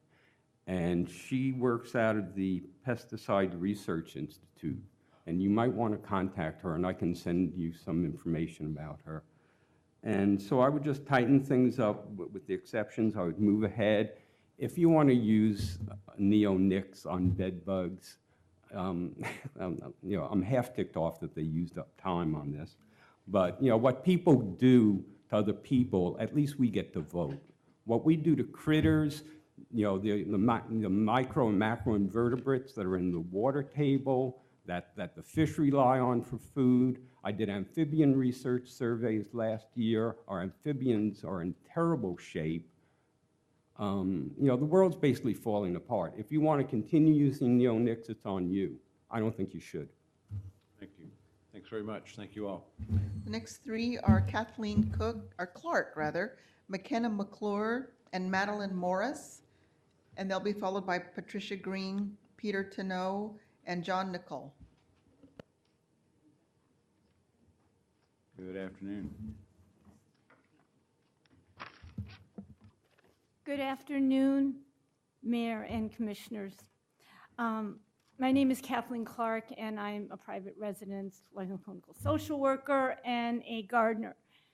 I am urging the holistic view of questioning, as been asked before, questioning what is our definition of aesthetics, like with the rose midge, and that I'm also a permaculture student, and that refers to the holistic design of nature, and that multi factors come into play. I don't believe that we can test, like the smoking gun that Bob Bernstein, that we can isolate in that way. And as the owner of Garden Fever said, we the multi-faceted organic care of their plants produce results, the alternative results. Thank you. Thank you. Welcome. Good afternoon. My name is McKenna McClure, and I appreciate taking the time to hold a hearing on this very important issue and giving me an opportunity to speak. I'm a 9th grader from Southeast Portland, and in my art style class this year I created an environmental magazine on this subject and chose this topic for one of the articles because I also think it is very important. I'm just going to briefly list 3 reasons why I think you should ban the use of neonicotinoid insecticides in Portland. First, the bees provide critical ecosystem services These services are worth a lot of money and are a significant part of the regional economy. The metropolitan area of northern Willamette Valley, between Salem and Portland, produces 1/5 of the state's gross farm revenue. According to the 2012 census of agriculture for Multnomah County, there were 598 farms on nearly 30,000 acres. They sold nearly $45 million worth of nursery, greenhouse, floriculture, and sod products, and $19.4 million worth of vegetables, melons, fruits, nuts, and berries. A lot of these are flowering crops that depend on pollinators, and harm to the pollinators will harm the local agriculture and economy. Second, there are more scientific studies that link neonicotinoid use to serious harm in bees. This has raised fears that the pesticides are an important factor in the plummeting populations of bees and culinary collapse disorder, along with diseases and widespread loss of habitat. A new study from Harvard says that neonicotinoids are likely a primary cause of culinary collapse disorder. According to the lead researcher, it apparently doesn't take much of the pesticide to affect the bees. Our experiment included pesticide amounts below what is normally present in the environment. Although more research is being done, at the risk of serious enough that the European Union already put a 2-year moratorium on the use of these insecticides on flowering crops. As a progressive city that gets an increasing amount of our produce from local farms, I think we also need to protect our local pollinators and food security and take a precautionary approach by not using these insect neurotoxins until better information on their impact is available. Third, I'm worried about how these pesticides accumulate and pose a threat to ecosystems and human health. Neonicotinoid pesticides are systemic, meaning they're in the plant and can't be washed off. They also persist and accumulate in the soil for more than 10 years. Neonicotinoids have ecosystem impact because they can contaminate surface waters and then kill aquatic insects that provide essential food for birds, fish, such as endangered salmon in Johnson Creek and the Willamette River. A 2012 Japanese study also showed that neonicotinoids affect brain development in mammals. The research warned that detailed investigation of the neonicotinoids is needed to protect the health of human children. As a human child, I urge you to ban these toxins from my city. Thank you. Thank you. Thanks very much. Wow, what school do you go to? Milwaukee Academy of the Arts. You're a credit, and I don't think I could have written like that when I was in 9th grade. Good job. Thank you. Good job. Thank you. Thank you. Welcome. Hi, my name is Madeline Morris. I'm a beekeeper, I'm a gardener, I'm also a small business owner. My business is called Mickleberry Gardens. We create honey-based herbal remedies that we sell at a variety of local retailers. So, many of my passions, as well as my livelihood, really depend on pollinator health. We keep about 25 to 30 honeybee colonies around the Portland area, and then we also work with larger scale beekeepers all around the region who equally depend on having healthy pollinators. So I started beekeeping about 8 years ago out of my concern for bees dying. And since then, it seems really clear that the scientific community overwhelmingly agrees that the neonicotinoid class of pesticides is a major contributing factor to the declining health of pollinator species. That's also been something that I've been able to observe in our own experiences keeping bees. This use of pesticides really has a reverberating effect up through the food chain and impacts birds, amphibians, reptiles, plant communities, and human beings, as a lot of other people have mentioned today. And the thing about this particular systemic class of pesticides is that they can remain in plant tissue for many years, and that this essentially provides poison pollen and nectar to sensitive bees. And I think I heard the argument earlier that there's no scientific evidence that these pesticides are toxic to bees, but it is clear that it's toxic in large amounts. We've had descriptions of bees falling like rain out of trees from, when too many of the neonicotinoid is used or too much of it. So it's reasonable to assume that, it would have toxic impacts even in lower doses, especially, when it becomes clear how far-reaching and ubiquitous these classes of pesticides are used. They're in a lot of nursery plants, they're in a lot of seeds, like they're really all over the place. I think it's It's important to recognize that pollinator species have a wide range of assaults on their health and well-being, from loss of habitat, inadequate access to nutritious forage, pests and diseases, and exposure to a wide range of toxic pesticides. So, this is not the only thing that's going to solve the problem, but it's going to be a major step in the right direction. And the health, vitality, and prosperity of our region is really interconnected with the health of pollinator species. So please approve this ordinance. And thank you very much. Thank you. Thanks for coming. Thank you all. Next three are Patricia Green, Peter Tanoe, and John Nickel. And they'll be followed by Barbara Quinn, Don Francis, and Serena Jepson. I think Don left. Okay, let's go ahead and go with Barbara Quinn. Okay, welcome. Please, thank you. I'm John Nickel. I live in North Portland. I'll keep this brief because much has been said that I would be saying about this. I'm very much in favor of this ordinance, but I do not feel that it goes far enough. We're facing a real crisis here. I consider the cities to be a refuge for our pollinators. The commercial countryside is so bombarded by chemicals that really the cities with intelligent, small or family organic gardeners and people taking care of birds are really what's going to save these pollinators.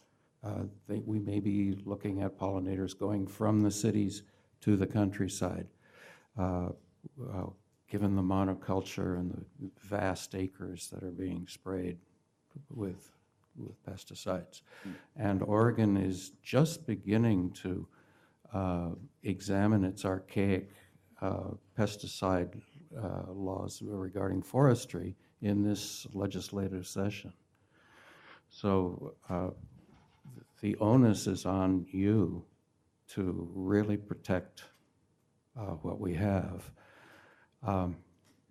That being said, I don't think that this ordinance goes anywhere near far enough. And like the tobacco ban, I can see it very rapidly gathering much more speed and addressing commercial application. And I think that should begin with data collecting and what has already been sprayed, where have these already been, the records of the commercial pesticide people have to have what they used and where, and that should be examined so that we really see what the magnitude of our urban situation is. I'll let somebody else speak. Yeah, thank you very much. Thanks. Welcome. Thank you. And thank you for bringing this up as an ordinance and for Amanda Fritz, what you've done on this. I'm going to speak. We've had excellent testimony. Just put your name in the record, please. Oh, Peter Tanoe. Thanks, Peter. And I live in North Portland. And I'll speak more from the heart, I suppose, or philosophical point, because some excellent testimony has been given here today, and I've been educated. But I also read. I'm not uninformed, and I also have practical experience as a natural gardener in Portland on a large lot. And I have a little story with regard to that, and it pertains to what some other people have said about beauty should not trump nature. Nature is beauty if it remains intact. I have a rhodie about 15 feet high among many wonderful rhodies on my property. And this one is my prized plant. Of all trees and plants in that garden, it's my prize. It came up with a problem, lacebug infestation, and the city is probably experienced with this. I, in investigating, found that imidacloprid, which is a neonic, I did some research on this, I was to make a decision. Well, I was committed to being a natural gardener, so I wasn't going to use it anyway. But that was what was suggested. I could have applied this, and it could save this roadie. The roadie is now very, very sick. I will lose that roadie, but I still maintain the value as a natural gardener. We're fooling around with nature too much. Nature takes care of itself. Our fixes, these chemical fixes, just continue on and on and on. And nature has a way of getting around them. They adapt to them. So heavier doses of chemicals have to be used. Back to the point, the city is only concerned with its own property with this, but it can be an example. It could be an example for all people. I would particularly say that the labeling is an important issue. People want to know what they're buying. But thank you very much, and I support this wholeheartedly. In fact, maybe would go beyond. Thank you, Peter. Thanks very much. Good afternoon. Welcome. Good afternoon. My name is Barbara Quinn. Thank you very much for this forum today. I'm representing the Friends of Baltimore Woods, also of North Portland, today. And the Friends support this ban on the use of neonicotinoids on city properties. About 1/3 of Baltimore Woods corridor is meadow, prairie. It's going to be conserved as prairie and open grassland, specifically for the purpose of housing the Greenway Trail and providing an environmental education to local students as well as adults who use the trail. And this is part of this prairie property cost about $3 million. The city has a big part of that investment in this property, and we really like to see that investment used well. We want to bring, in fact, we have a permit with parks right now to bring children down to the meadow to do a butterfly monitoring project. We would really like them to find some butterflies. And so we appreciate this partnering with the city on these projects, but we really need you to take leadership on stewarding, being a steward for both grassland, which is a very quickly disappearing important pollinator habitat, and also partnering with us on working on getting pollinators back. We want to help have the kids in our neighborhood monitoring for monarchs and other types of pollinators. We think it'd be really exciting for them. Thank you. Thank you. Thanks a lot. Thank you all. Okay. If Don Francis left, then the last three I show are Serena Jepson, Charles Johnson, and Nancy Newell. Okay, come on up, please. Looks like we might have 2 out of 3. And this is a Patricia Green also. Welcome. Thanks. Can I start? So my name is Serena Jepson, and I work for the Xerces Society. I direct the Endangered Species Program there, and I'm an entomologist by training. And I strongly support this ordinance. I've been asked to read a letter that Claire Clock, a blueberry farmer from Corbett, sent in for this. So I'll read that, and then I just have a brief comment as well. Mayor Hale and City Council members, I am Claire Clock from East Multnomah County. My wife and I have a farm in the Corbett area. I have certification as a certified private pesticide applicator and pesticide consultant from the Oregon Department of Agriculture. I practiced a strict form of integrated pest management. I have and continue to use restricted pesticides on my farm as needed. I am here to urge a ban on the neonicotinoid pesticides by the City of Portland and will continue my effort at the state legislative level. I use native pollinators, including bumblebees, mason bees, solitary ground bees, and parasitic wasps, to pollinate my blueberry field for at least the last 10 years. Diversity in pollinator and other species will increase resiliency in this era of climate change. While neonicotinoids have been an effective chemical for insecticide control, we are now seeing that collateral damage is too high. Other chemicals that have been effective and are now gone, at least in the United States, include DDT, lead arsenate, 2,4,5-T, and methyl bromide. It is important to take the lead on this important issue. Again, I urge you to ban the use of neonicotinoids in the City of Portland. Thank you for your time. And then also, I just wanted to address a couple points that I heard during the great testimonies today.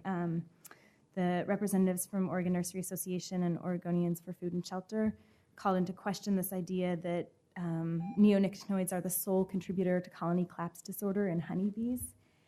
And I want to point out I'm really familiar with the wide body of scientific research and literature on this topic.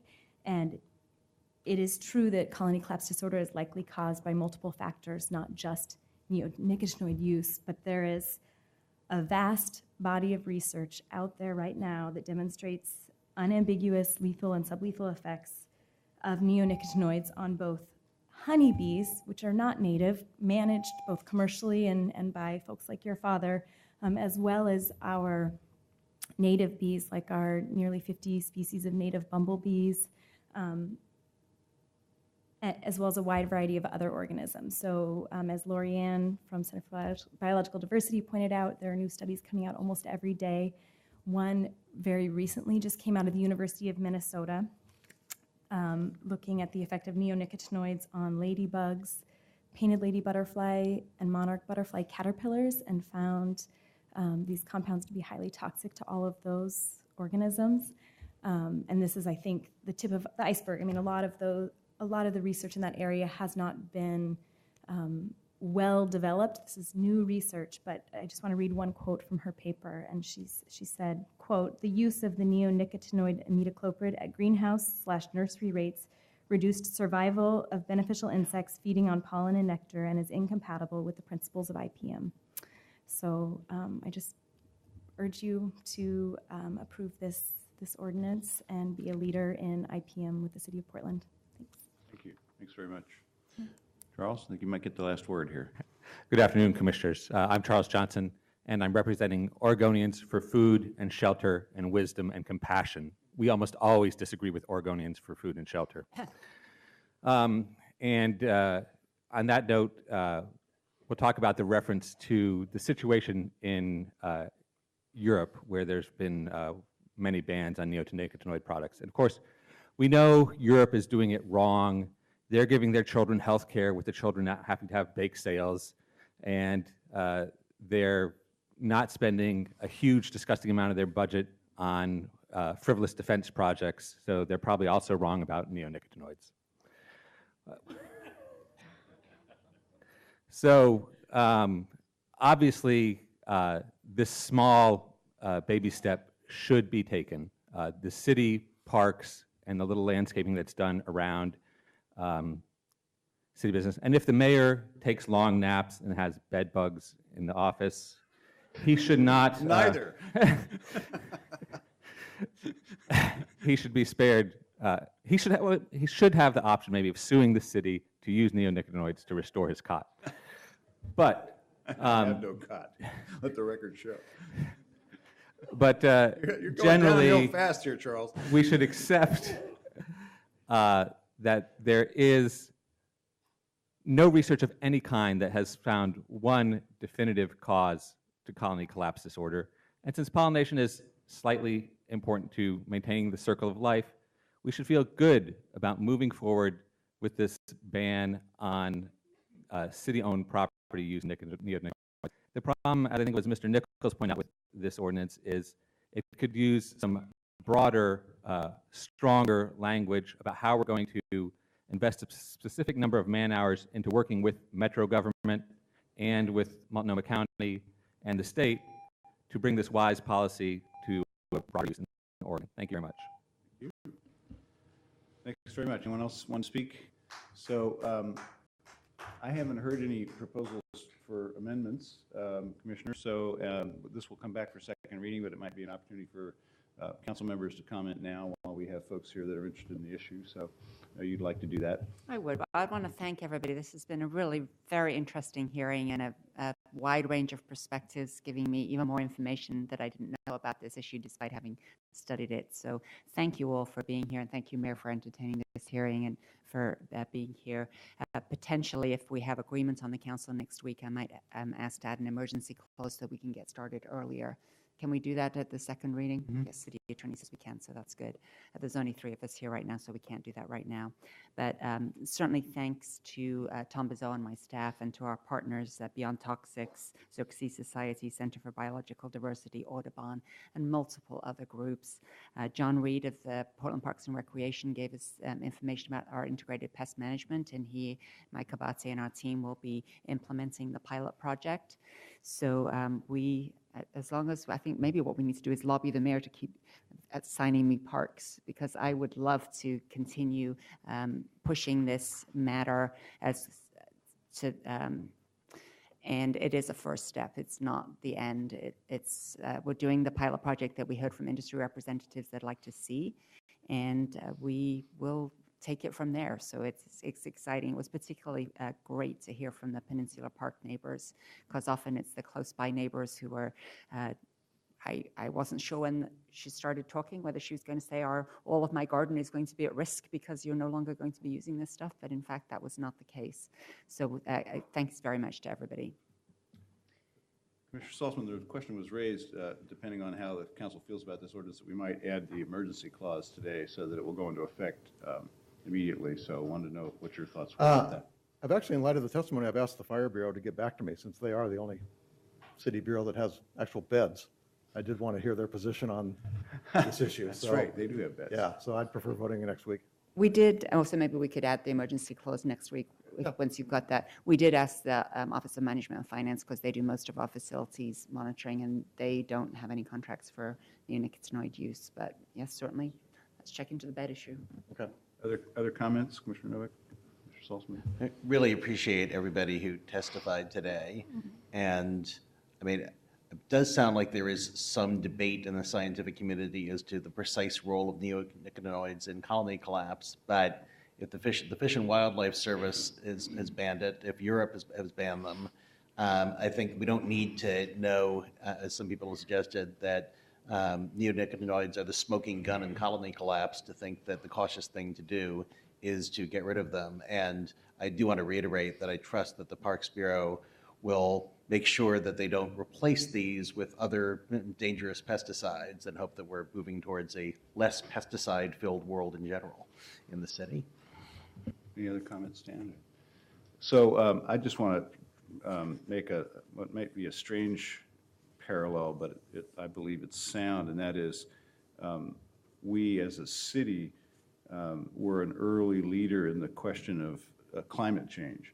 And there was a debate, a scientific debate for a while, and then a political debate masquerading as a scientific debate about whether climate change was actually happening. And the question was also, well, what could little old Portland do? You know, we're only 1 gazillionth of world energy use. And so what happened is, not only did we act early on a trend that turned out to be real, but then other localities around the world have turned to Portland and said, oh, that's how you reduce per capita carbon emissions by 35%, by building transit and doing urban design differently and creating walkability and putting green roofs on buildings and all the other things that Portland has done. So I think often on an issue like this, it is municipalities that lead, because it comes from the grassroots. People say, let's try this. We had the chance to innovate much more quickly and more boldly see the next hearing that we'll have than maybe the federal government will do.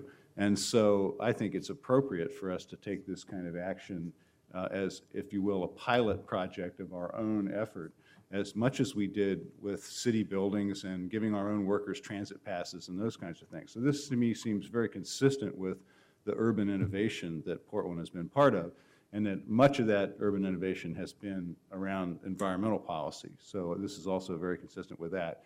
And a Parks Bureau that has gone out of its way to manage our green assets in a responsible way, including under your leadership, Commissioner. So I'm certainly supportive of this. And again, I want to respond with a strong objection to the suggestion that I have a cot in my office, because I don't. But I will disclose that because I'm treating a cold, after I go home this evening, I'm going to put a spoonful of honey in a glass of scotch and take a good night's sleep.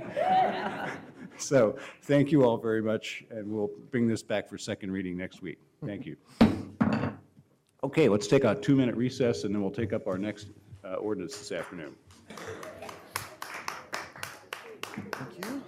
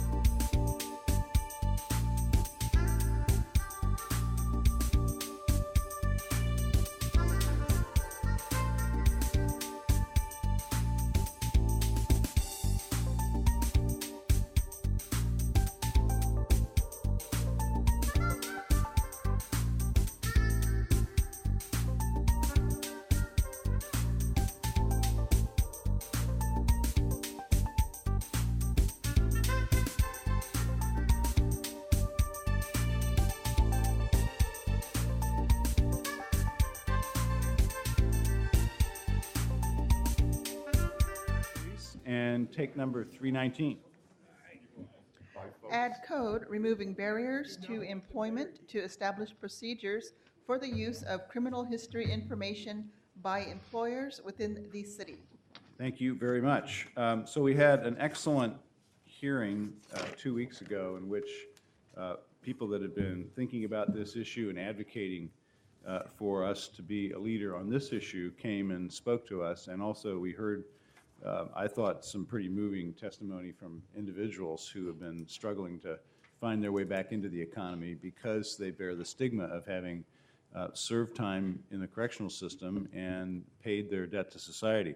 So I hope that all of us felt that we should move forward on policy on this subject, and that's why we're here today, because I think it's appropriate and fits our values in Portland to broaden the workforce by giving people access to jobs who might not otherwise have that chance.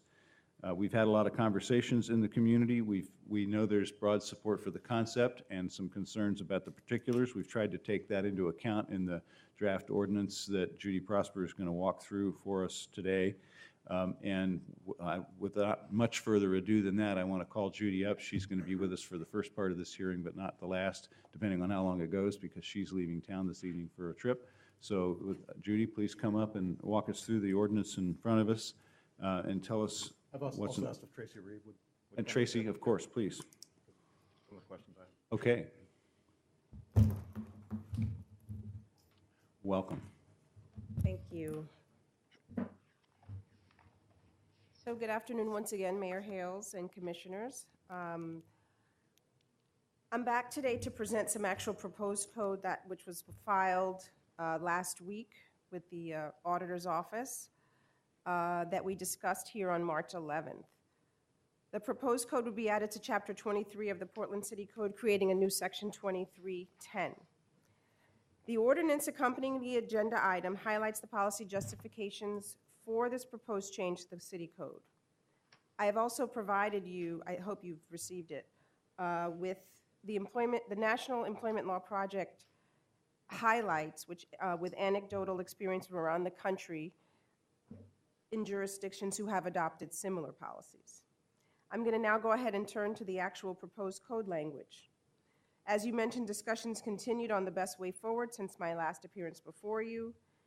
In the draft code language, there are two major changes to the structure of the policy that was outlined 2 weeks ago.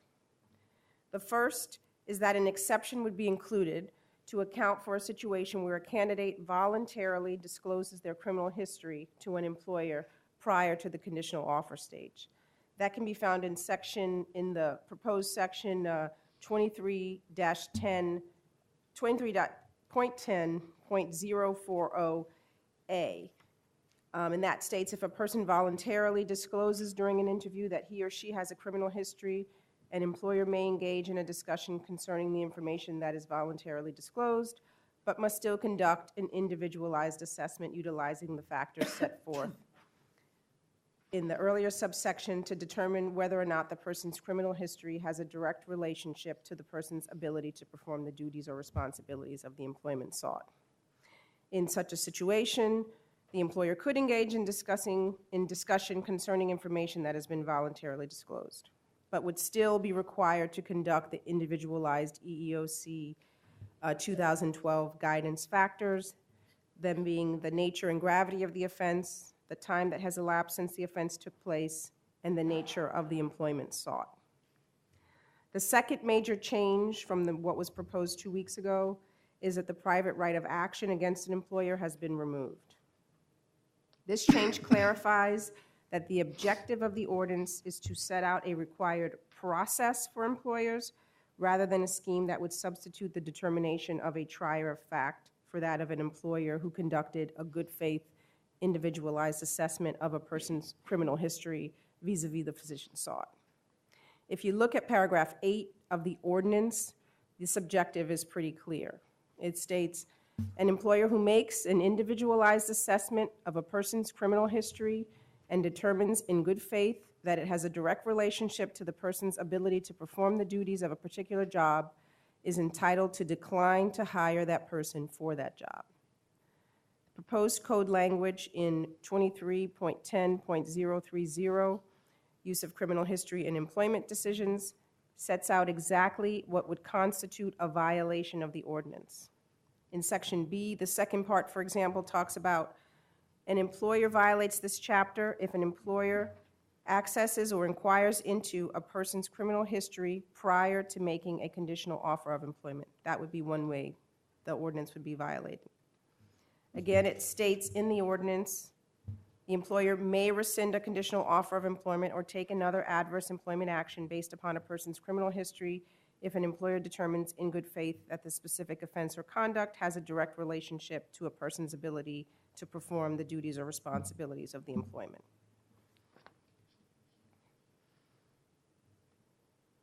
The ordinance would create an administrative procedure within the city to do three things. One, review, investigate, and determine if an employer accessed or inquired into a person's criminal history prior to making a conditional offer of employment. The second thing it would do is examine whether the employer made an individualized assessment of a person's criminal history using the EEOC nature, time, nature test. And the third would be to assure that the required process outlined in 23.10.050 when an employer makes an adverse employment decision is followed. So the characteristics of this violation scheme don't lend themselves to a private right of action, where a trier of fact would substitute its own judgment for that of the employer.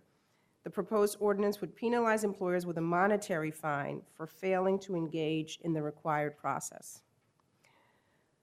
As I mentioned a few weeks ago, over the last few months, I've reviewed ordinances and laws passed by other municipalities and states and have provided you with a summary chart of the highlights of those ordinances, comparing them to the ordinance being proposed for Portland. Lastly, I would like to be clear that this ordinance would not prohibit employers from reviewing a person's criminal history, nor would they be required to hire a person with such a history. The proposed ordinance would merely delay inquiries so an employer and applicant could together flesh out a person's qualifications and experience first to obtain the policy initiatives outlined in the ordinance.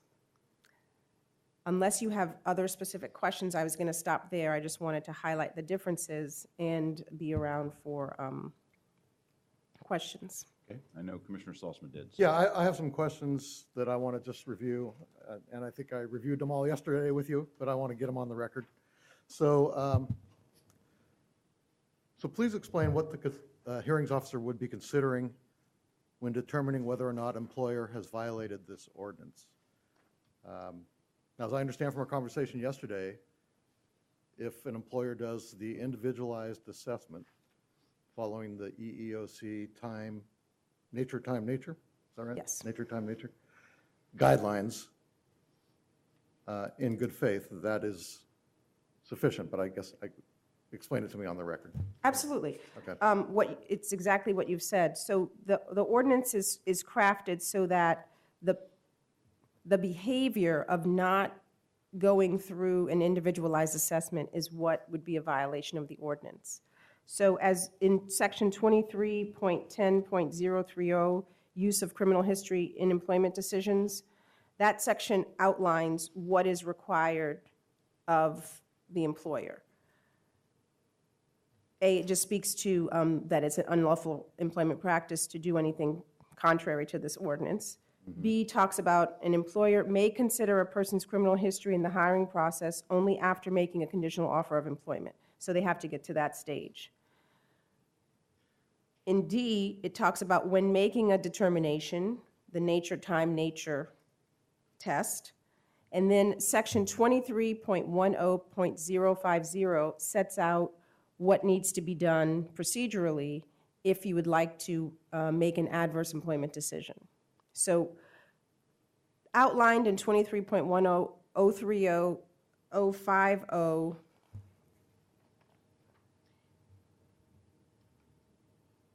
So if and onward are the procedure that have to be followed by employers.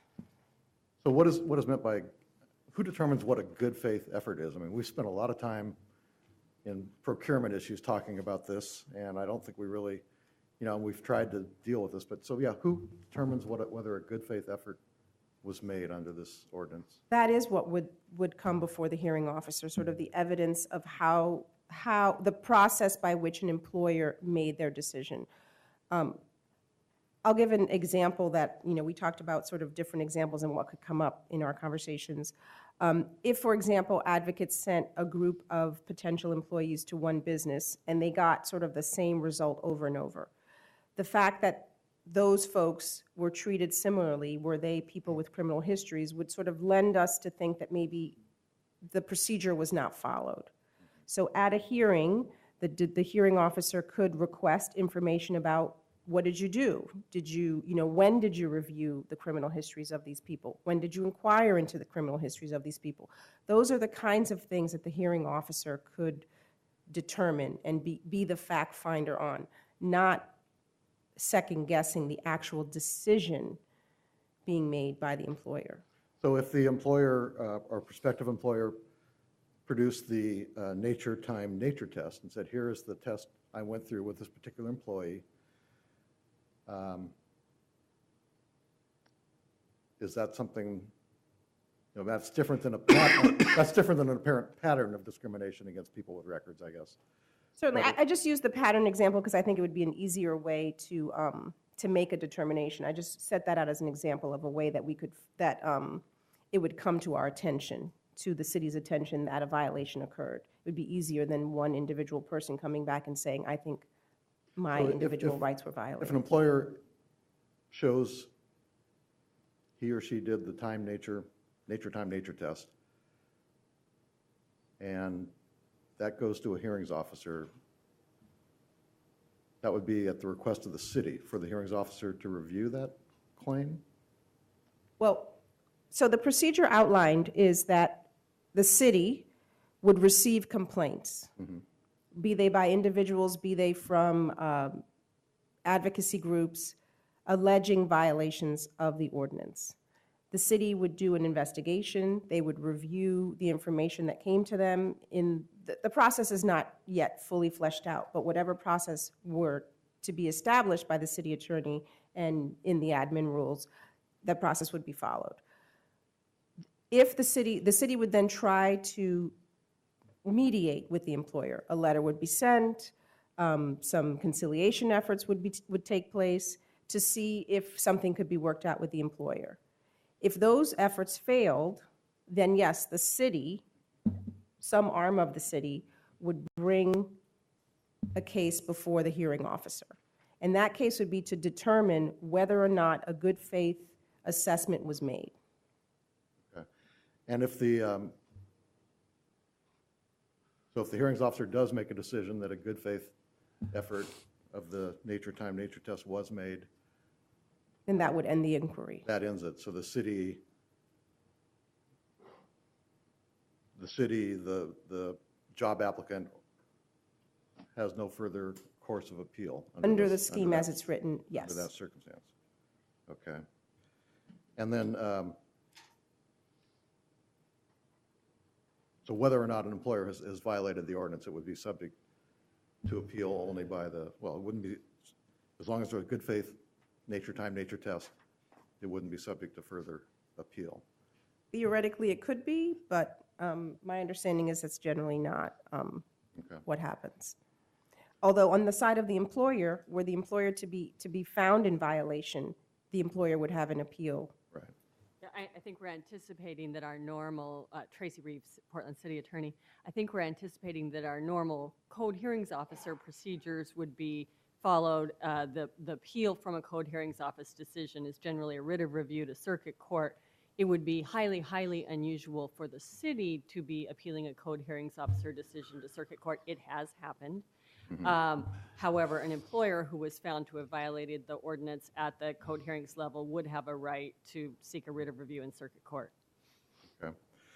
And then, so I want to ask the question I asked yesterday, and I think a lot of people have asked you the same sort of scenario playing, and I know it makes some people uncomfortable to talk about it, but I know a lot of women who I work with, it doesn't make them uncomfortable at all. In fact, it concerns them. The idea that it's somebody who's a registered sex offender, convicted rapist, could be denied a job if that job involves being around children, being around older adults, being around women at closing time of a restaurant, for instance. So talk to me about that. Commissioner, there are exceptions written into 23.10.040. And those exceptions, we talked about the first, but the second exception speaks to just what you're talking about. They would not apply, this ordinance would not apply where a federal, state, or local law or regulation requires or authorizes the consideration of a person's criminal history. And these situations would include, but not be limited to, employment with law enforcement or the criminal justice system, private security employment where a license is required by the Oregon Department of Safety Standards and Training, employment involving direct access to or the provision of services to children, the elderly, persons with disabilities, persons with mental illness, or individuals with alcohol or drug dependence or substance abuse disorders. Also, employment that requires licensing, being registered, certified, or otherwise authorized to practice your profession. Speaking to the second question,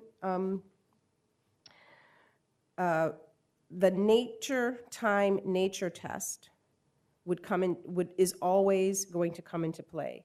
So once an employer after the conditional offer stage, if they decide to look at someone's criminal history and one of these convictions is on that criminal history, they can engage in the nature test and the nature of the crime, the time that has elapsed since the crime took place, and the nature of the job sought. And again, if the employer makes a good faith assessment that the criminal conviction is related to one of those three factors, they can deny a person employment or rescind a conditional offer of employment. So if I'm the regional manager of a McDonald's and I'm looking for a manager of one of the local restaurants, and I make a conditional offer to somebody, find out they're registered sex offender, convicted rapist, whatever, and I conclude, gee, my employees are 90% female. I'm not comfortable having this guy supervising them, particularly on late night shifts and where they're going to be closing. I think that without putting myself in the place of a hearings officer, I think what you're talking about is making an assessment of the nature of the crime and the nature of the employment sought. So you are in essence doing that math in your head while we're having this conversation. The nature of the crime being a sex crime, and the nature of the position being sought is with access to maybe young women or young people at vulnerable times of day. So you're talking about the very test that is the that is required. So that, in the example I just ran through, that could be a legitimate exercise of that test. Without putting myself in the place of the hearings officer, yes, sir. Okay, and then I had just two other questions. One is the estimated expenses of 3/4 of an FTE and then $500,000 in money for education. Where do those numbers come from? Is there a I'm going to let the budget that's city been attorney prepared, speak or- to that. Commissioner Saltzman, we believe it would take us about 3/4 of an FTE the first year of implementation of this ordinance to work with the training, get training developed, develop administrative rules, do training.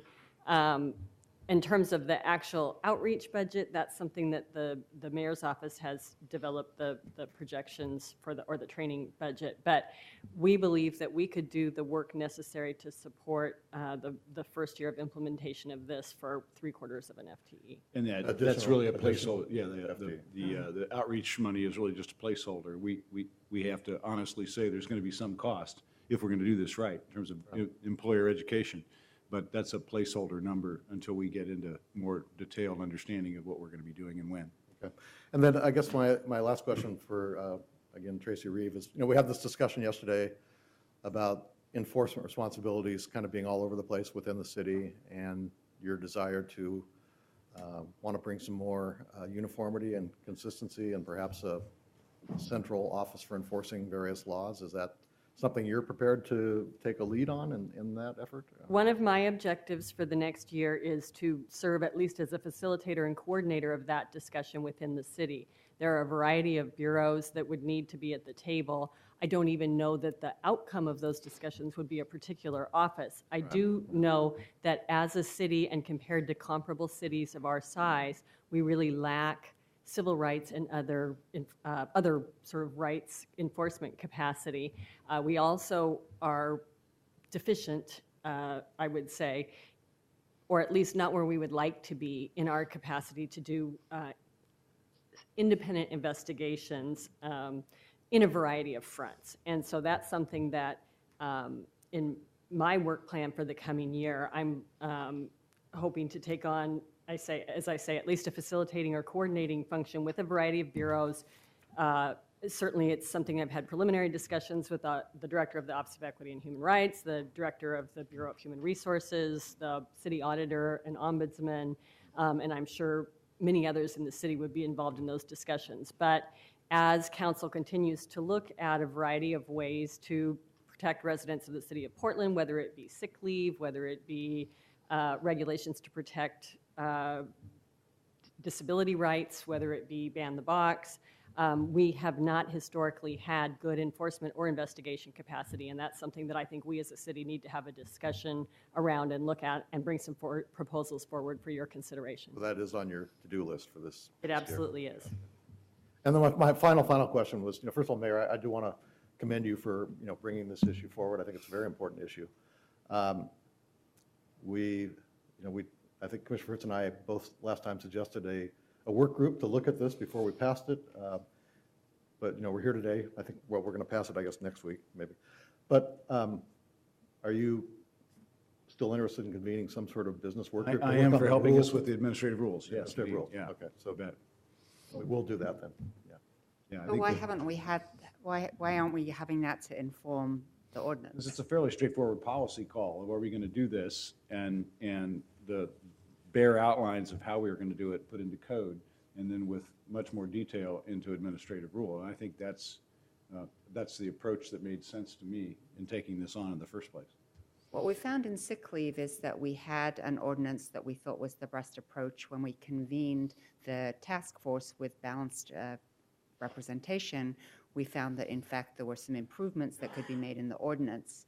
And so I encourage you to think about doing that, Mayor, because it was only, as you remember, 3 meetings between the first and second reading. It was only a month between the readings. Right. And it seemed like that, going back to then amend ordinances once you find the glitch. And actually, once I have a few questions as well. Okay. But I'd like you to consider doing that, because I've already heard emails from business owners raising what I think are some pretty legitimate points.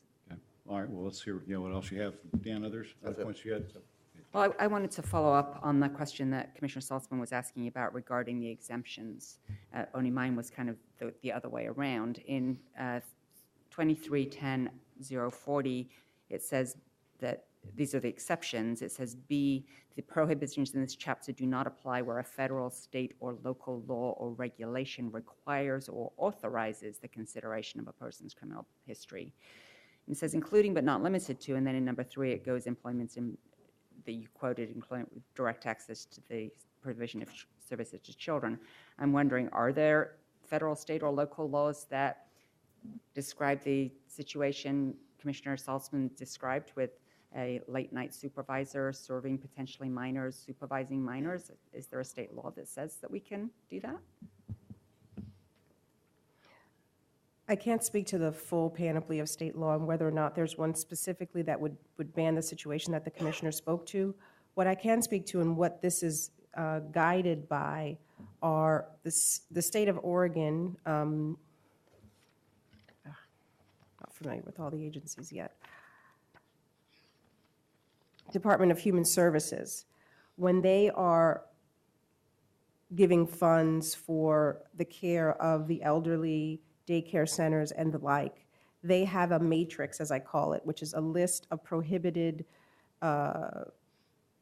convictions that people can't have in order to be hired into those jobs. So my thought was that that kind of a matrix could inform other like positions. If you have a private rehab facility or a private daycare center, excuse me, your decisions could be informed by the state matrix. I'm concerned that the state matrix may not give us broad enough authority, but if you look at B3 without the preamble at the beginning of B, employments involving the direct access or the provision of services to children, that's definitely retail jobs, service jobs. You know, if anywhere those kids are around, could an employer invoke this in order to be able to do background checks earlier?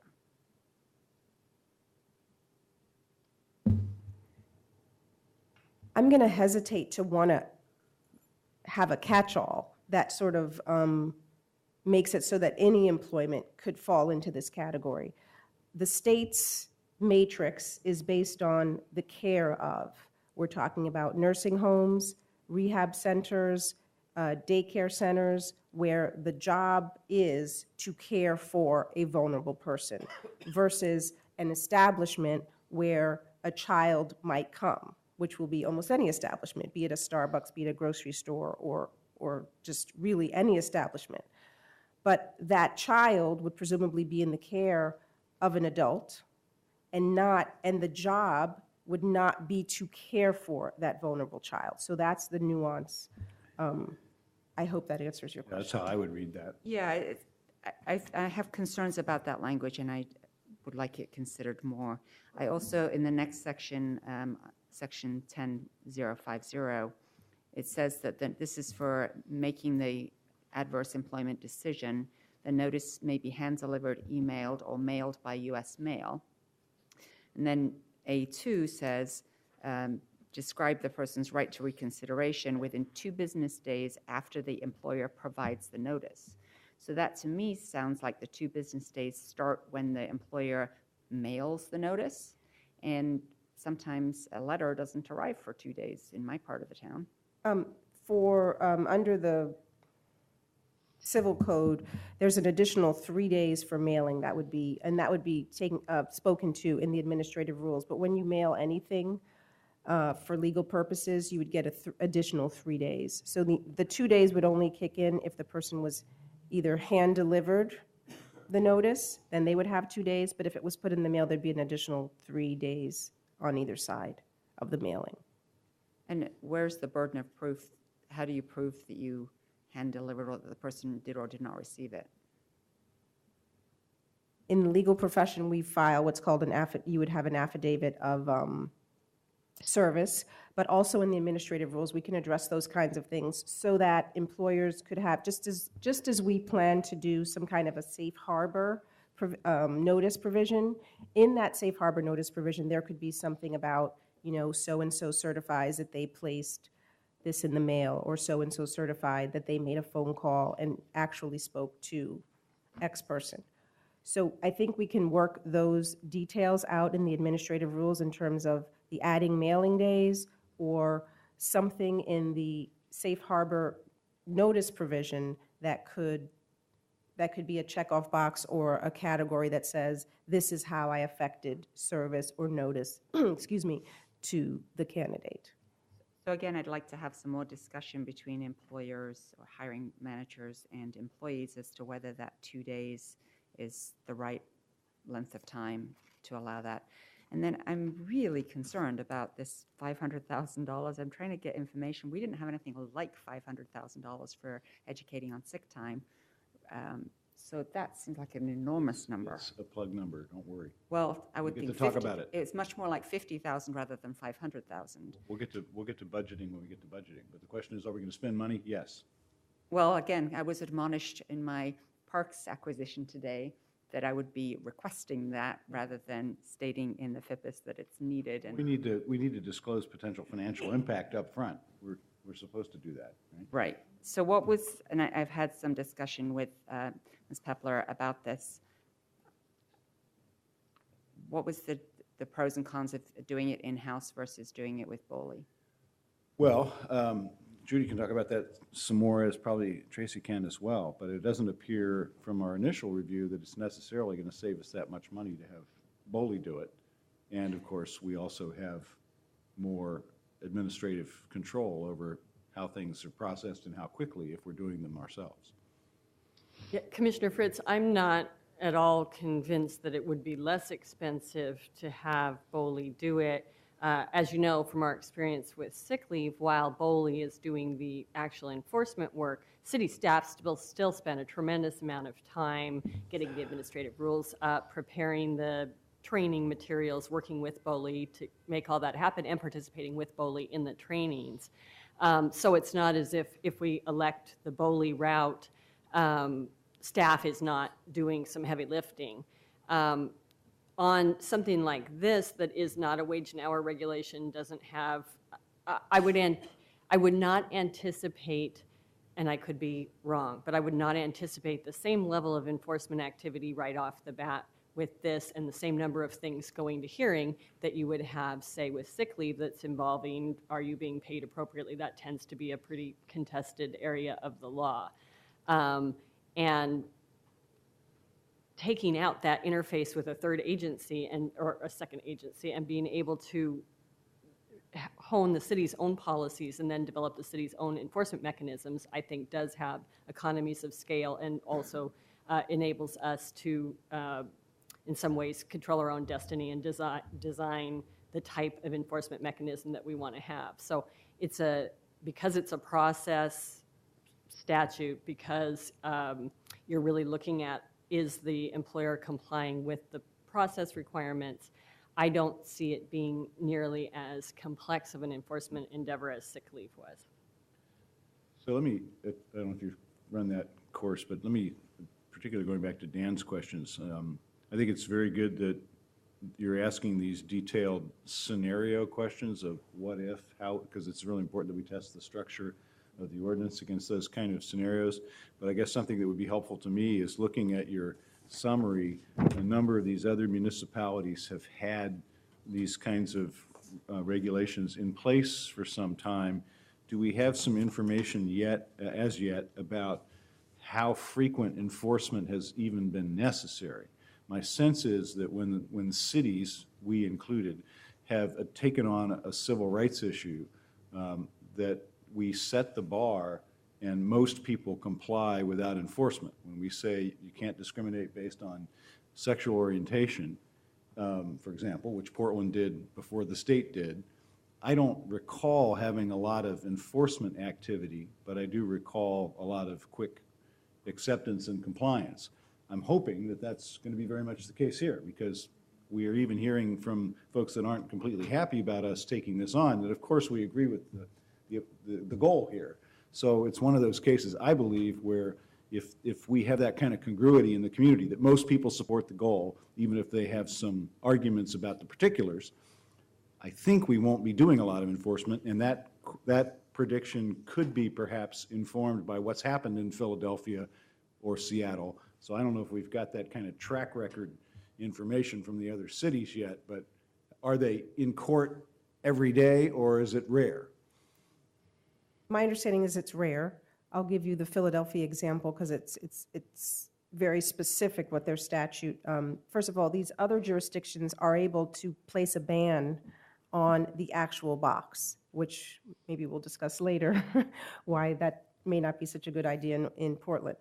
So turning in an application that has a box on it is violative of those ordinances. So a lot of times what has happened is folks have turned those in, and those cities have done conciliation with the employers, and for the most part, as you say, they have complied. I know that Philadelphia had some issue with national employers who said, you know, we don't want to have to change our application for every state or jurisdiction that we have stores in or whatever, and those are the contentious cases. And when I last spoke to them, I think there were 2 of those cases. The other jurisdictions, except for Rochester, have an administrative enforcement mechanism within their cities, so they are able to do more conciliation, more. There has not been a heated docket of ban the box litigation or enforcement. The NELP, the National Employment Law Project, I had this handout passed around to you, is sort of chock full of really good anecdotes. I didn't want to walk through them, but there are They're specifically Durham, North Carolina, which I think I spoke to last time, which kept track. The city and county of Durham banned the box internally, and they tracked from the time that they did so how many folks they hired with criminal histories and whether or not they had any negative experiences. And there were no negative experiences, but their rates of hiring people with criminal histories shot up. So this is very well put together by the National Employment Law Project with a lot of those kinds of anecdotal examples. Have you considered an exemption for companies that already that aim to hire people returning from incarceration? Like Dave's Killer Bread, we got an email from Portland Bottling saying that 47% of their team members are currently second chance citizens. There is an exception, Commissioner, 23.10.040 C talks about prohibitions of this chapter do not apply to any position designated by the employer as part of a federal, state, or local government program designed to encourage the employment of those with criminal histories. But I don't think those companies do they do it as part of the federal program? Is that because they get the tax break from the feds? I think it's through workforce programs, but it's a fair question. We ought to check on that. And I'll let the advocates speak to this, but I know in our meetings with some of advocates who work with folks with criminal histories that some of those models are not considered the ideal models for people coming out of incarceration with criminal histories, is to sort of send them to locations where many of the people who work in a certain location are people with criminal histories, that the idea is to really get folks to go mainstream and not continue to associate with people who are only ex-offenders. So I'll really let the advocates speak more to that because that's more of a policy consideration. Okay. Commissioner Novick, do you have any other questions out of the gate here? One, I share Commissioner Fritz's concern about the language of 2310.040B3 because I think just looking at it as written, it strikes me it's possible that it could turn out to be an exception you could drive a truck through. On enforcement, although it may be that the experience of other cities suggests that I'm being paranoid, I start from a different place than the mayor. My assumption is that laws are useless without enforcement. That's partially based on being told when I worked for the Justice Department doing environmental law that the Soviet Union had great environmental laws in a terrible environment because they didn't enforce them. And the penalty for violating the Clean Air or the Clean Water Act at least used to be up to $25,000 per day per violation. And those laws generally were complied with. $1,000 per violation doesn't sound like very much. And I'm curious, I actually don't know, what are the penalties for violating the federal employment discrimination statutes? Well, the penalties for the federal employment discrimination statutes can be many things other than a penalty. You can get back pay, you can get reinstated, all kinds of, but again, those discrimination laws have a scheme of a fact finder second guessing, for lack of a better term, what the employer has done and saying, no, your assessment was wrong. We say, yes, it was race discrimination. This ordinance does not have that kind of scheme. This ordinance is a procedural ordinance asking employers to consider certain things under the EEOC 2012 guideline, the nature, time, nature test, making a good faith determination that the job is related to the conviction. And the penalties will come as a result of not following the procedure. There won't be these additional penalties or injunctive relief given to a candidate who did not get a job. So the scheme is very different. So comparing them is a little bit difficult. I mean, based on what you just said, it sounds like, with the employment discrimination statutes, there are other remedies here that an employer would have to pay attention to. Here, if all you've got is up to $1,000 penalty for an employer to worry about, doesn't that sound like, what does McDonald's care if 3 times they have $1,000 assessed against them? Well, if McDonald's, which is presumably doing a high volume of applicant consideration and hiring, is found to be routinely not complying, that's going to be many thousands of dollars, because every time they don't engage in this process for every applicant, that's an additional violation. So those could pile up pretty quickly for a large employer that's just choosing not to comply. I certainly don't mean to suggest when we talk about doing an internal enforcement and when we talk about having a goal of conciliation and securing compliance, that doesn't mean that you need the other foot to drop sometimes if those efforts aren't successful. And one of the things that we would envision is having the capacity to do some investigation and find those would be the employers, I think, that we would be hoping that advocates would be identifying for us, and that we would then be looking into and identifying ourselves if we're getting complaints from job applicants. And where you see those repeat violations, I think those do start to add up. Obviously, if over time we're not finding that we have the deterrent effect and securing compliance, we can look at that, and that may need to be ratcheted up. Okay, other initial questions? Because I want to get to testimony. Thank you both very much. So we want to take testimony from those who signed up last time and didn't get the chance and were courteous and were able to wait until now and waited even longer. So let's take those folks. I think we also have someone from the Restaurant Association who needs to leave fairly shortly. So let's maybe take the first three and then see where we are. Okay, I didn't see anybody on the current list who signed up from the previous list. So I will go ahead and go with the current list, except for Charles Johnson. He did sign up previously, and Marion Haynes and Steve McCoy. Yeah, okay, Mr. McCoy is from the Restaurant Association. Come on up, all three, please.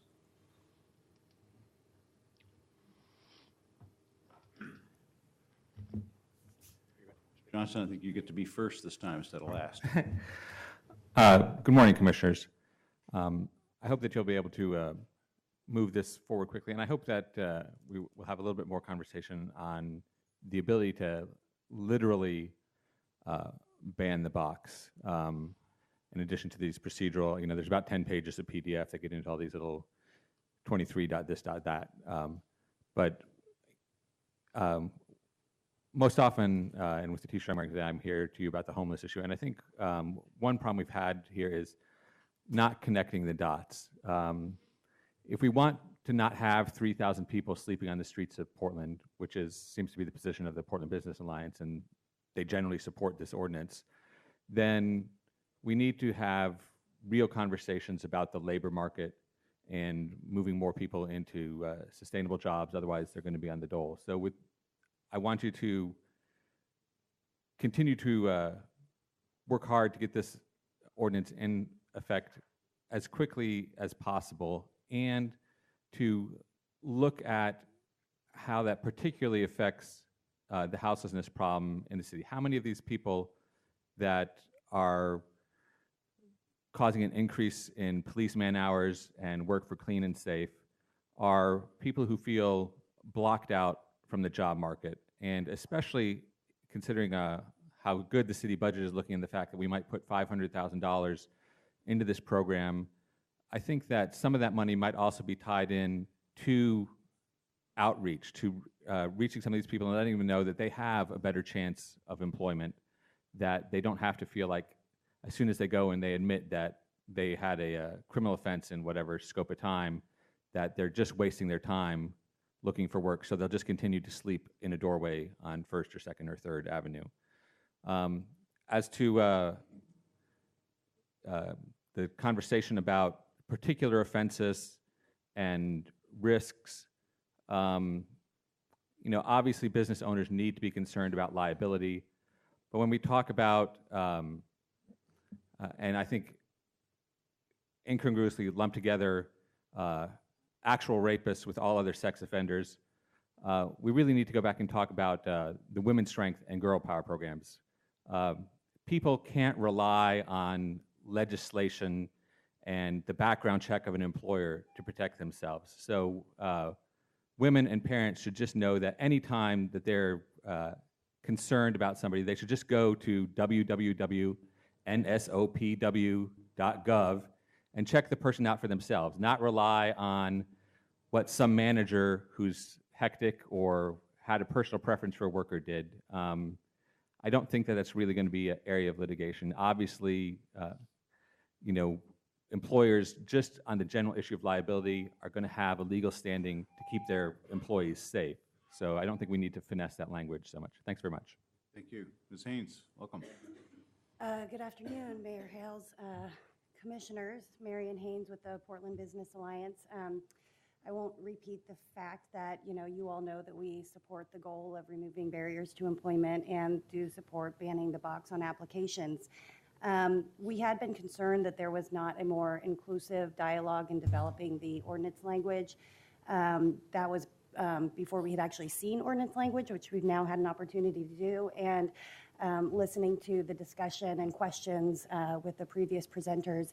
And I think we are growing more and more concerned, frankly, with what we see before us. And we would like the opportunity to address some of the issues and make the ordinance work in a way that will work for both applicants and employers. In my review, I have also looked at other jurisdictions. I have Seattle's ordinance right here. I have Philadelphia's ordinance right here. They look absolutely nothing like what is before you today. They're very, very different. Much less cumbersome, much less burdensome, much less process back and forth, none of the notice issues, things like that. There are things in the ordinance before you right now that cannot be addressed in administrative rule. There's inconsistencies in the document that need to be addressed before it goes to the rulemaking point. We have a number of questions and concerns that I think by all means we can and should have a dialogue to work through, but I think that this, the way that this ordinance is structured, it is dangerously close to creating a new protected class. The EEOC guidance, which is a good guidance and tool for employers, just generally to use, but really specifically applies to when criminal histories do have a disparate impact on protected classes based on race or national origin, things of that nature. Very concerned about the language that says that you have to have a direct relationship to the person's ability to perform the duties and responsibilities of a job. Again, that goes beyond the language that EEOC uses in looking at discrimination based on federally identified protected classes. The language that they use is job-related and consistent with business necessity. So once again, we've gone far beyond, and looking at the experience in other jurisdictions is not particularly useful in looking at what this might do here. The nature test, you know, we're pretty familiar with. I think the third bullet in that, the second nature, has some additional considerations that generally are built out around that we could use to have included in this ordinance.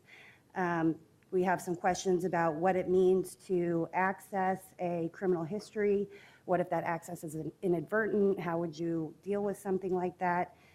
It also says that you can't make the inquiry. I understand that we can't ban the box because of free speech issues, and so how can we then ban the actual verbal inquiry? I think that's something that needs more discussion and something to be worked out.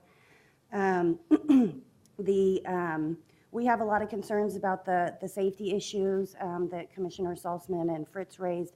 The way that I read this language, those 1, 2, 3, 4 factors that are in the exemptions are preconditioned on there being a state, federal, or local law that speaks to those specific issues. And I'm not sure that that's what the city intended. I don't think that that's broad enough for some circumstances where people will have potential access to or proximity to populations that we ought to be really quite concerned about. The sort of back and forth after a determination has been made is unusual in my review of some of these other ordinances. The 2 days with the extra 3 days for the notice, and yet there's language that says 4 days after the adverse decision is made, that decision is final. You can't reconcile that. We can't do that in administrative rules. There's an inconsistency in the code right now. There's also some inconsistencies in the record keeping, the statute of limitations, which actually doesn't exist, and the limitation of action. So the city can take action within 6 months of learning about something. But that doesn't mean that that's within 6 months of when the action actually occurred, and yet there's a 1-year record keeping. So we have another built-in inconsistency in the ordinance that I'm not sure can be resolved through administrative rules. We really don't understand the provision that allows the city to conduct a conciliation effort to remediate the violations.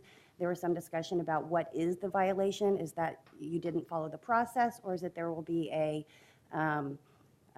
second guessing of the employer's good faith judgment? The only place when I can see any language with any clarity that that is not going to be the case is in the findings of the ordinance, not actually in the whereases, which are operative and nowhere in the code language. That's a concern. So all in all, you know, we would like to get to a place where we can support this. We very much support the goal. We support banning the box. You know, we would like to see criminal background histories allowed during the interview process. That's what by far most jurisdictions allow that have done this. It's ironic, I think, a little bit to us that when we were first approached, the idea was that removing the box will allow people to have a conversation about the totality of the person, their criminal background, whether that was relevant to a particular job or not, because it's quite possible that that box was impeding those conversations. Unfortunately, we've swung the pendulum so far with this particular ordinance that we're prohibiting those conversations once again.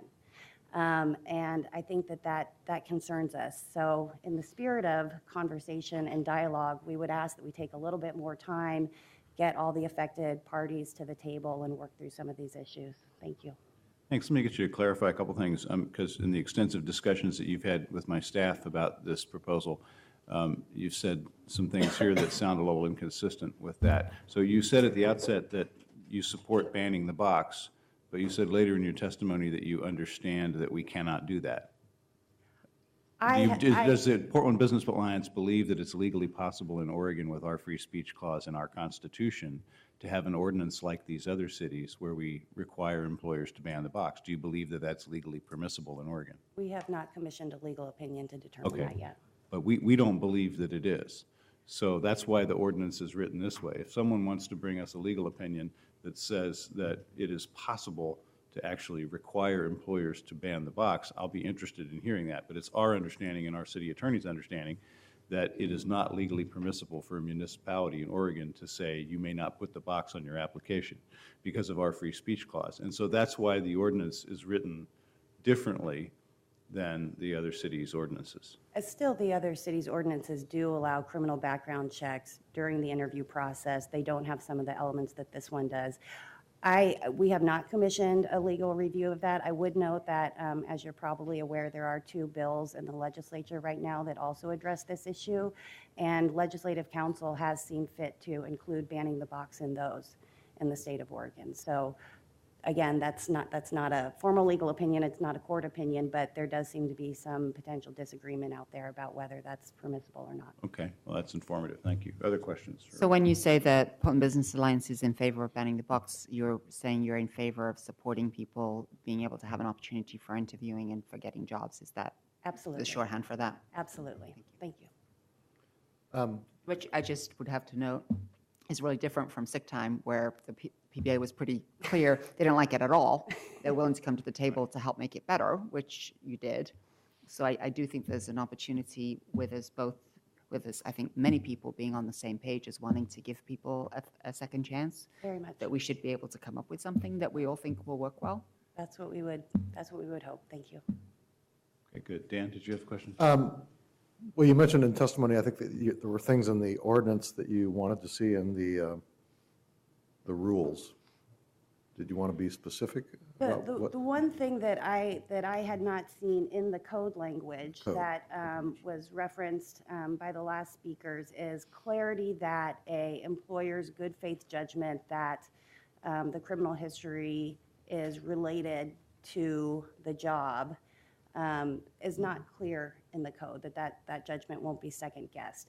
There is in number 8, I think it was, of the findings of the ordinance language that got to that issue, but that's not really the operative language of the ordinance, and it's not what's getting put into code. And I think that is a very important detail, one of those ones that You know, this is something because employers are exposed to liability.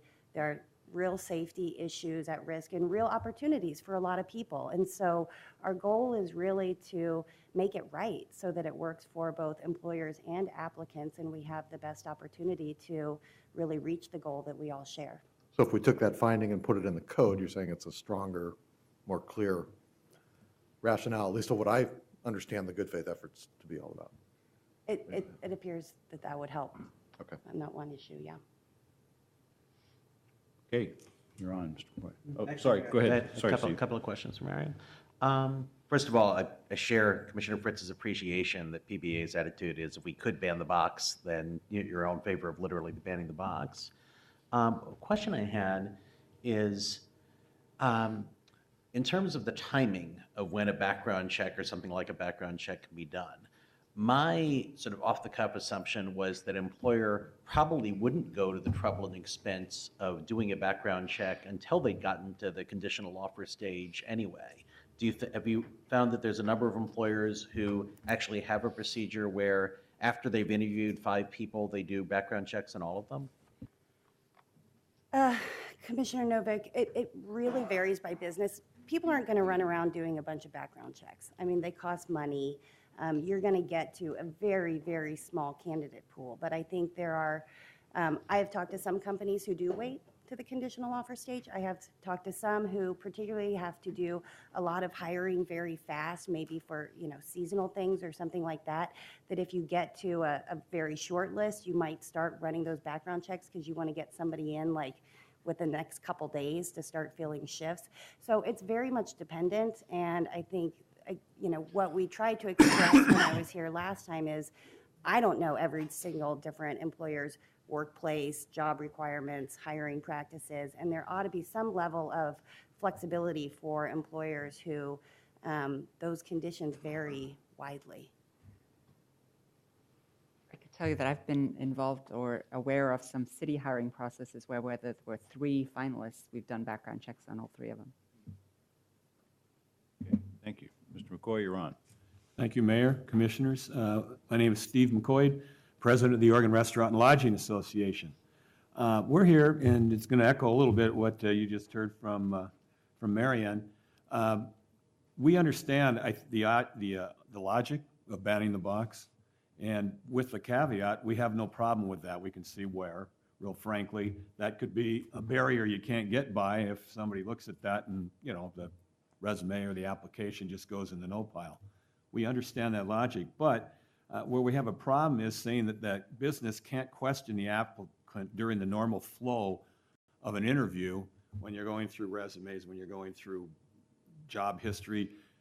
That seems to be in certain job areas a question you want to ask and not have to go all the way through the process, do a conditional, offer, and then ask the question, do we have a criminal history that doesn't work? And let me give you a couple examples.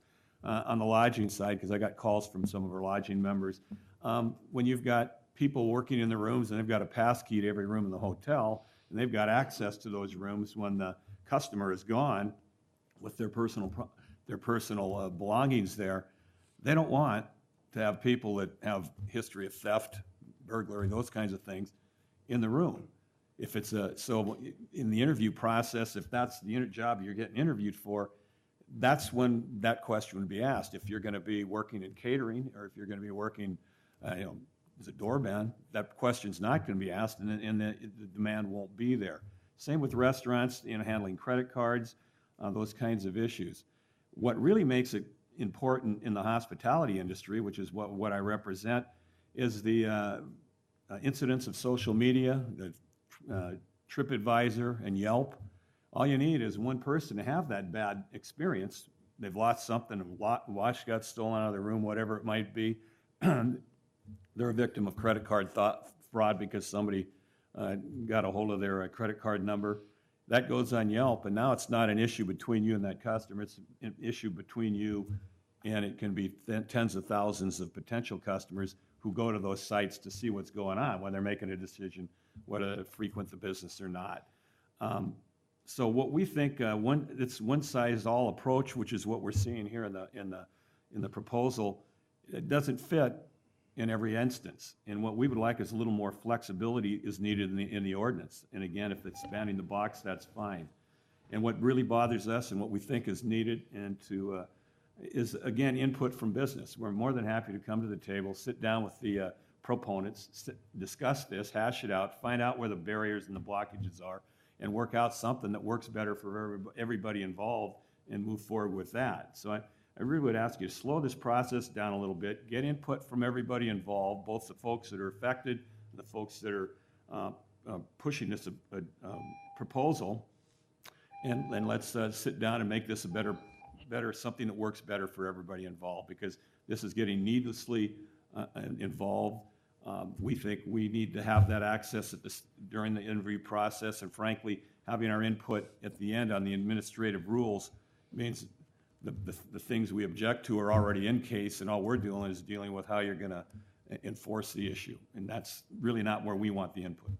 Thank you. Question for both employer groups. Do you either of you publish a standard employment application now for your members, or have you done anything in terms of recommending that your members take the box off their application now, regardless of law? I'll go first. No, we got out of that years ago. On providing the application itself, we don't do that anymore. And B, no, the issue hasn't come up, but in discussions with folks as I'm getting ready to come talk with you, I don't think they're absolutely against it, and some already have it off the application.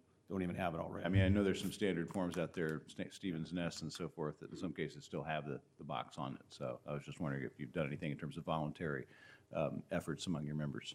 I'm sorry, Steve, was your answer that you do? You have removed the box? My answer is we don't supply the applications, and B, in talking with some of my members just to see what was going on, some have said we took it off already. We don't use it now. So it's a little bit of everything out there. Mayor Hills, we have a number of members that have also voluntarily removed the box. We don't have any history or practice of providing kind of standard employment applications. Encouragement, I mean, we've taken a position saying we should ban the box. So I think that's an open question that I can bring back. But some of our members are also national employers who, you know, the decisions about what their applications look like are way above my and our pay grade. Okay, great, thank you. No, back when I worked for his organization, we published a lot of standard forms, so that's one of the we got quit doing that. The advent of the electronic age sort of did away with a lot of that stuff. Steve, and I apologize if this came up a couple of weeks ago when I was out of town, but I am curious as to how exactly this topic tends to come up in the interview process. I mean, is it really the case that you're interviewing somebody who's going to have access to hotel rooms and you ask, have you ever been convicted of a theft? I guess I've got a personal example since I've been managing the association, and it had to do with an accounting person. And we hired an accounting person that came through one of our members and highly, pushed them in. He said they'd be doing a great job, brought her in. About a week and a half in, and I didn't ask about criminal history, that background. I went through what she'd done in her, education, those things. So we get a call from the Beaverton Police Department, and this person had been, was up and waiting trial for embezzlement, and a major embezzlement. It was way more than anybody got out of our little association. But when I then went in and confronted her, she says, well, yeah, that is the case. Did it occur? Yes, it did occur. I said, well, sorry, I can't keep you in this job handling the money we've got coming in here, and had to let her go. Since then, when it comes to those jobs where it's handling funds, where I need to be sure we're fine here, it gets asked. And I asked about the criminal history. Do we have something you need to discuss that we need to know about? And frankly, I asked them at that point, I'd like to do a criminal background check on that. And specifically, that's pretty the only job in the company I do it with, but it's the only job where we're at risk and there's, we're in danger of experiencing not a good experience. So we do it then. Great, thank you very much. Appreciate your help. Thanks. Okay, who's next? We have Trudy Cooper from the previous list. And if anybody else signed up from the previous March 11th, please let me know.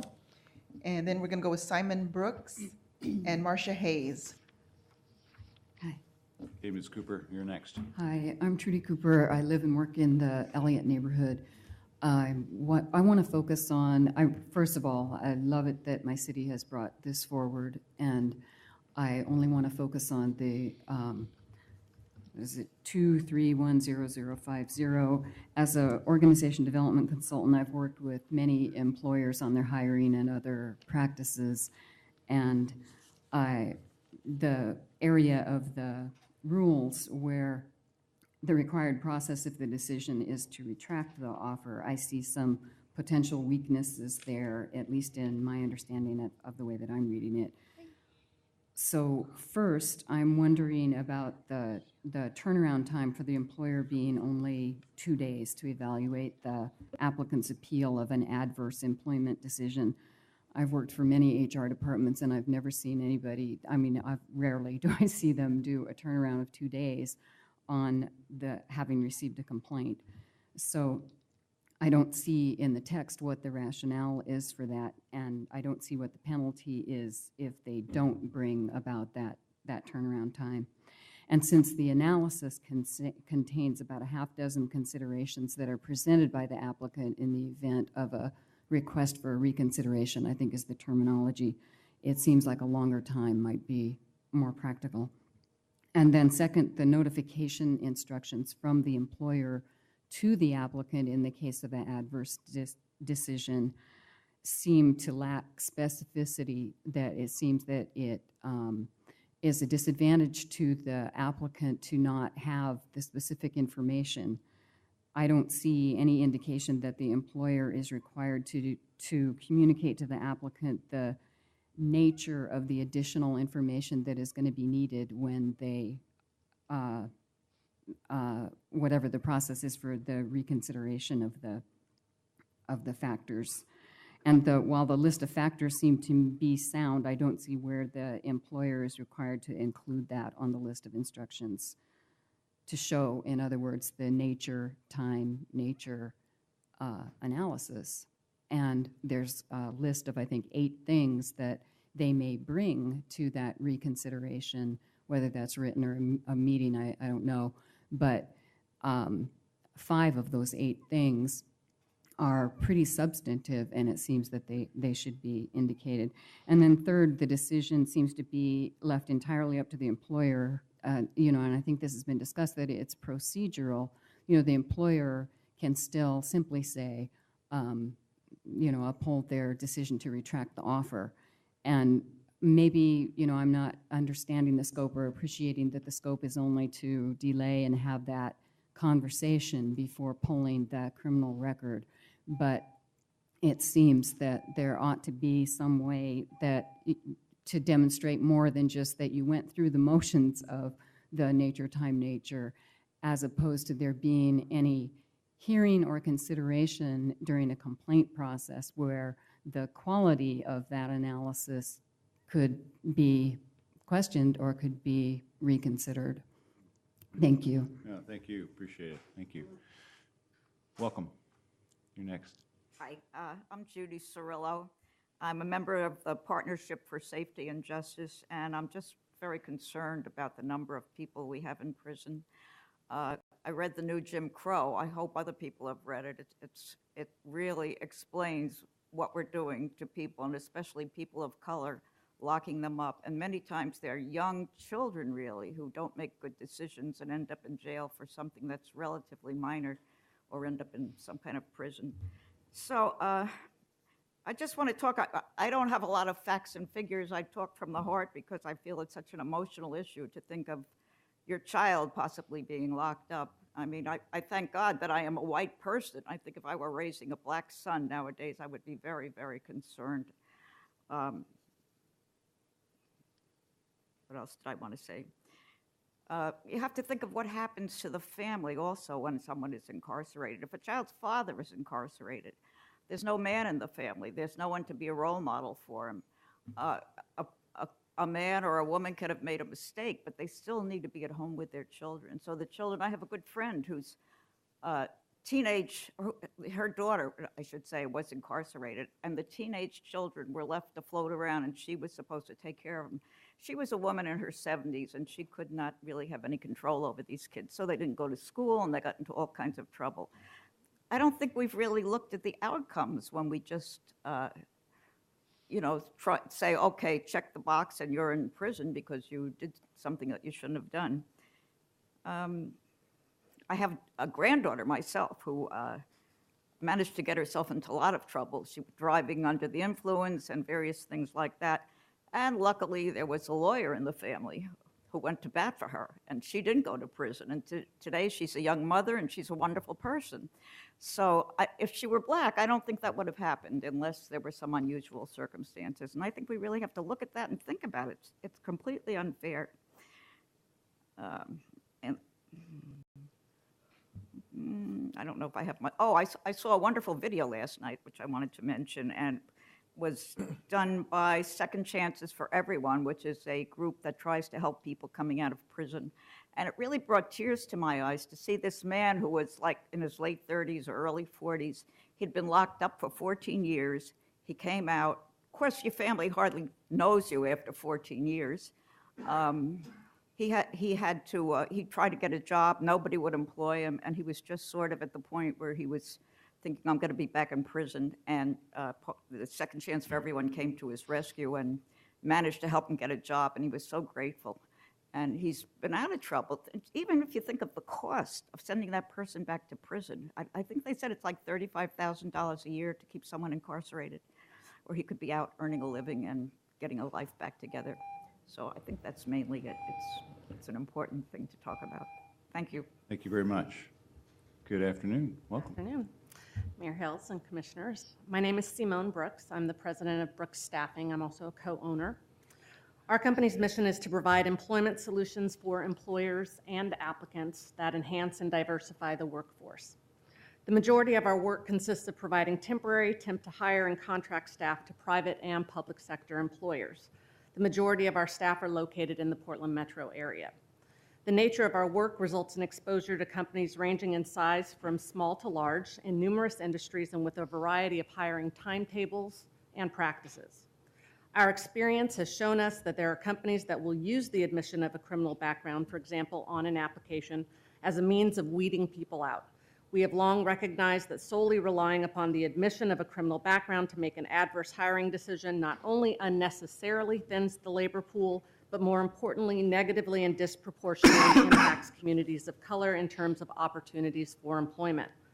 Prior to November of 2014, we included the box on our applications. However, we used the information provided for two reasons. One, to start a dialogue with our applicants about their backgrounds and possible implications for which client locations they could be at, and two, to compare against the criminal background record obtained should one be needed given the position being applied for.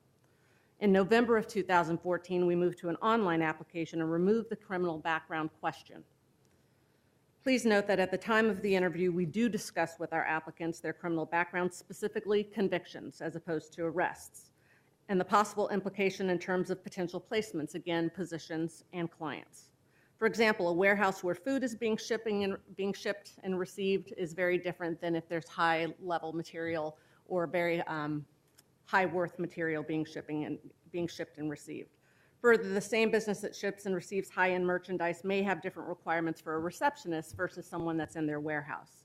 I am supportive of removing criminal background inquiries from applications. However, I am not in support of the ordinance as drafted, particularly the requirement for a conditional offer of employment.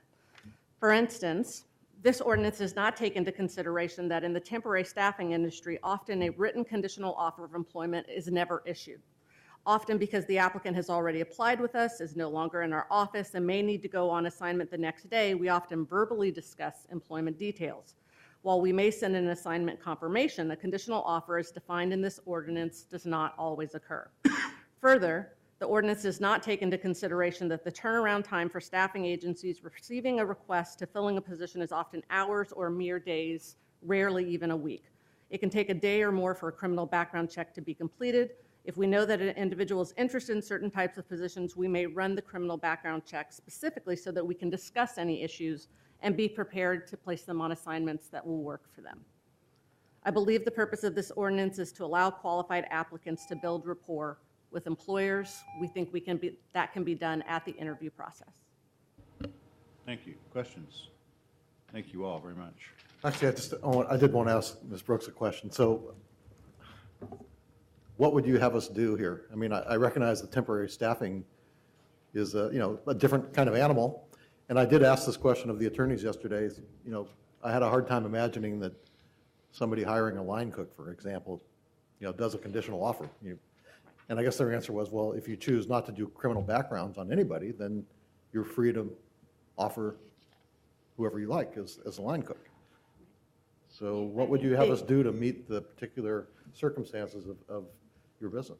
I think allowing to have that discussion at the interview stage, whether that be a phone interview or in-person interview, would solve a lot of those problems, just to be able to have the discussion. The fact that there's even an exception in the ordinance that basically says if they voluntarily tell me, then I can talk about it. But I can't talk about it if they don't voluntarily tell me. And yet, if there's a big gap in employment, I'm going to say, well, why is there this gap? And I can't pursue that and try to understand the applicant. But I think the example that you gave about, let's say the line cook is working in an environment where many of the other employees are female and they stay late in order to clean the kitchen. Do I need to be concerned about that as an employer? Perhaps. Thank you. Other questions? Thank you all very much. Thank you. And the next three I show are Mary Ng, oh, she's here, and Michelle Natividad Rodriguez, and Christine Harbacek. Oh, sorry, did I miss Marcia? I'm sorry. I thought, okay. Hey, Mary, why don't you go ahead and go? Hi, my name is Mary Ng. I want to thank you for offering this proposal. I think currently in the current situation with Ferguson and the protests going around, there was a young man killed in Atlanta recently with post-traumatic stress from Afghanistan. We have unassessed needs surrounding the issue of racial profiling. And I feel that that's not what, it's not really, it's sort of like we're saying one thing, but what we're really saying is that our police are unfairly targeting a certain demographic and rubber stamping them with a permanent scarlet letter F for felon, when maybe their crime was related to their poverty or to systemic racism or to self-protection, like the young man who kept a gun on him in his neighborhood just because he wanted to be safe. He didn't want to go home dead. And I think in some ways we are also acting as if the DA is omnipotent and somehow has a handle on crime. We know that there are massive levels of failed prosecution. I know that all three of my rapists walk free. And one of them, I don't even know his name. So I don't know where he is, whether he's alive or dead, working or not. I know that I've been a victim of sexual harassment in a wide variety of contexts, and that frequently serious crimes are committed by people with no prior background. And actually, people who are convicted of crimes can be some of the nicest, most reformed people you ever met. And so I think there's sort of a, trying to make this into a boxy kind of issue is hard on my brain, because we have a very harsh employment law atmosphere here in Oregon, where I ran into a woman who was trying to raise enough money to visit her parents in Korea by working 14-hour shifts in Starbucks. And I'm thinking, well, in California, you'd at least have overtime pay after 8.5 hours. And I think we need to look more at comprehensive overhaul of the employment law systems, as well as issues surrounding the Innocence Project with wrongful convictions and framing and preventing racial profiling and building up our communities so we don't have this prison system of cheap, below minimum wage prison labor, which is being exploited, and we don't have disability assessment for prison rape victims who come out and then are supposed to join the labor community and be exploited and not have proper benefits. There's a lot going on. But thank you for listening. I live in Felony Flats, and I can tell you the unregulated industries which will not apply to this box culture are the meth, the scrap metal, the panhandling, the strip clubs, the stick-ups, and the car break-ins, which I had a car break-in just a few days ago in my mother's drive lot. So there's a lot going on in Felony Flats that I'd love you to check out, but maybe you could set up some kind of work center to get people involved in things other than crystal meth. Thank you. Thanks very much. Welcome. Hello, sir, Mayor, panel. There's a button on the bottom of that microphone in front of you. There you go. Good evening, afternoon. My name is Christine Harbacek, and I support Ban the Box because it gives a hiring system a throwaway issue in regards that when they see the box, they don't want to hire a person. I have spent 18 years in prison, and I've had my trouble in coming out and looking for work. And in the process of looking for work, I have been told that my credentials and my ableness to do the job was acceptable. My resume passed. Yet, because of the box issue and the reason why I was wrongfully convicted, which is related to a sexual offense, kept me from getting employment, kept me from being hired. I've lived and worked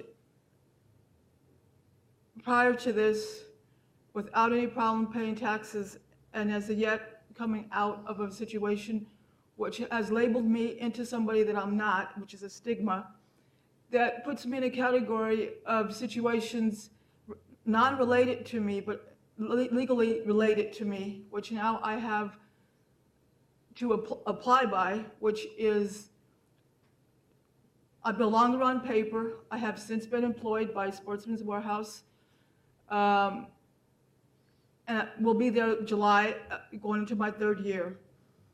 The first 90 days of being there, I was Employee of the Month and given a pay raise. I have been supported myself by using the money from the schooling, from the money that I received from the job, to repay myself back to go back to school for the student loan that was in deferment for a long while. And I've since put myself back into school, and I'm into my 3rd term, and this is spring break. My employee now allowed me to come here today for understanding the seriousness and the understanding of how personal and related it was for me to be here. I work at Sportsman's Warehouse on 82nd, and they have been great in supporting of me and working with me towards my education and towards helping me get back into society. Mike Graves, the initial hiring guy that hired me, and his question to me then was, they won't let you get past this. Very true. As long as we have a stigma about these cases that come before hiring people, you will not have productive people coming back into society that want to work. And you won't get people to pay taxes, and you're going to be losing money by sending them back into prison instead of just using the past and using it in the present and tying the two together as if they're the one and the same person.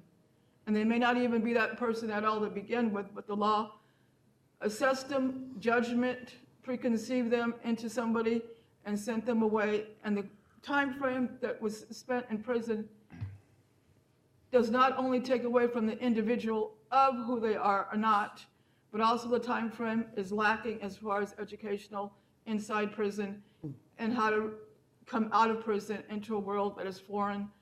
And cell phones is all foreign to me. And it's a totally different world you walk into. And they expect, within a matter of X amount of time frame, to be employed. And that can't be done with the box still on the application. The application boxes you in, confines you, and doesn't help you move forward.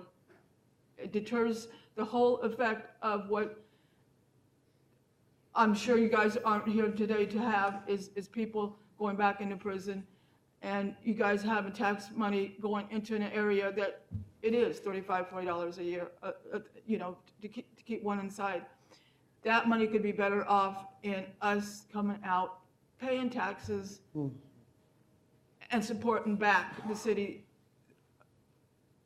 And I just thank you for listening. Thank you for being here. Thank you very much.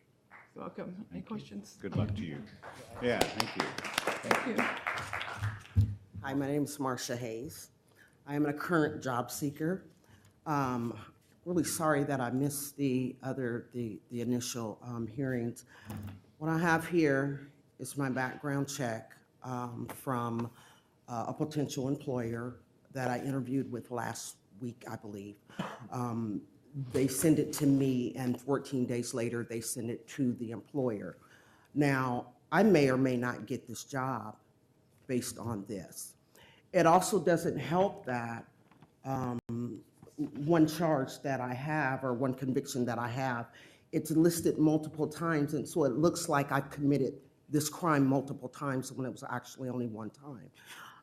That doesn't help. I understand the logic of the keeping that criminal background check there. It is necessary in some cases. The nature approach, the nature of my crimes or my conviction or crimes period, I think the circumstances should be looked at more in depth. When I have to condense this because it's just so long. So on the applications where it says, have you ever been convicted of a felony? I'm always honest. I'm very transparent about my life. I say yes, and then there's a box that says, if yes, please explain. And there's a little tiny box. And so working with Project something up on 47th and Killingsworth, I learned how to write a letter of disclosure. So I say, please see letter of disclosure. So I have my letter of disclosure that explains the circumstances surrounding my convictions. You know, I'm a child rape survivor. I am a trafficking survivor. I'm a DV survivor. I'm a substance abuse survivor. Like so many things that happened in my life as a result of things that were out of my control, and led me to make some poor choices because I didn't know how to make good choices. Back then, I didn't know, I never heard anything about DV shelters or rape. All I know is I had been violated, and you know, having my child kidnapped and murdered and no justice behind those things. Nothing in life made sense to me, like I didn't have the ability to make good decisions. Being in an abusive relationship where I asked for help, I asked the police for help. There was nothing they could do for me. So I had to stay in that situation and be trafficked and be beat and make choices that instead of jumping in and out of cars with strange men and risking them killing me, I made other choices that I didn't understand at the time. I was victimizing someone. I didn't have the ability to make those good choices.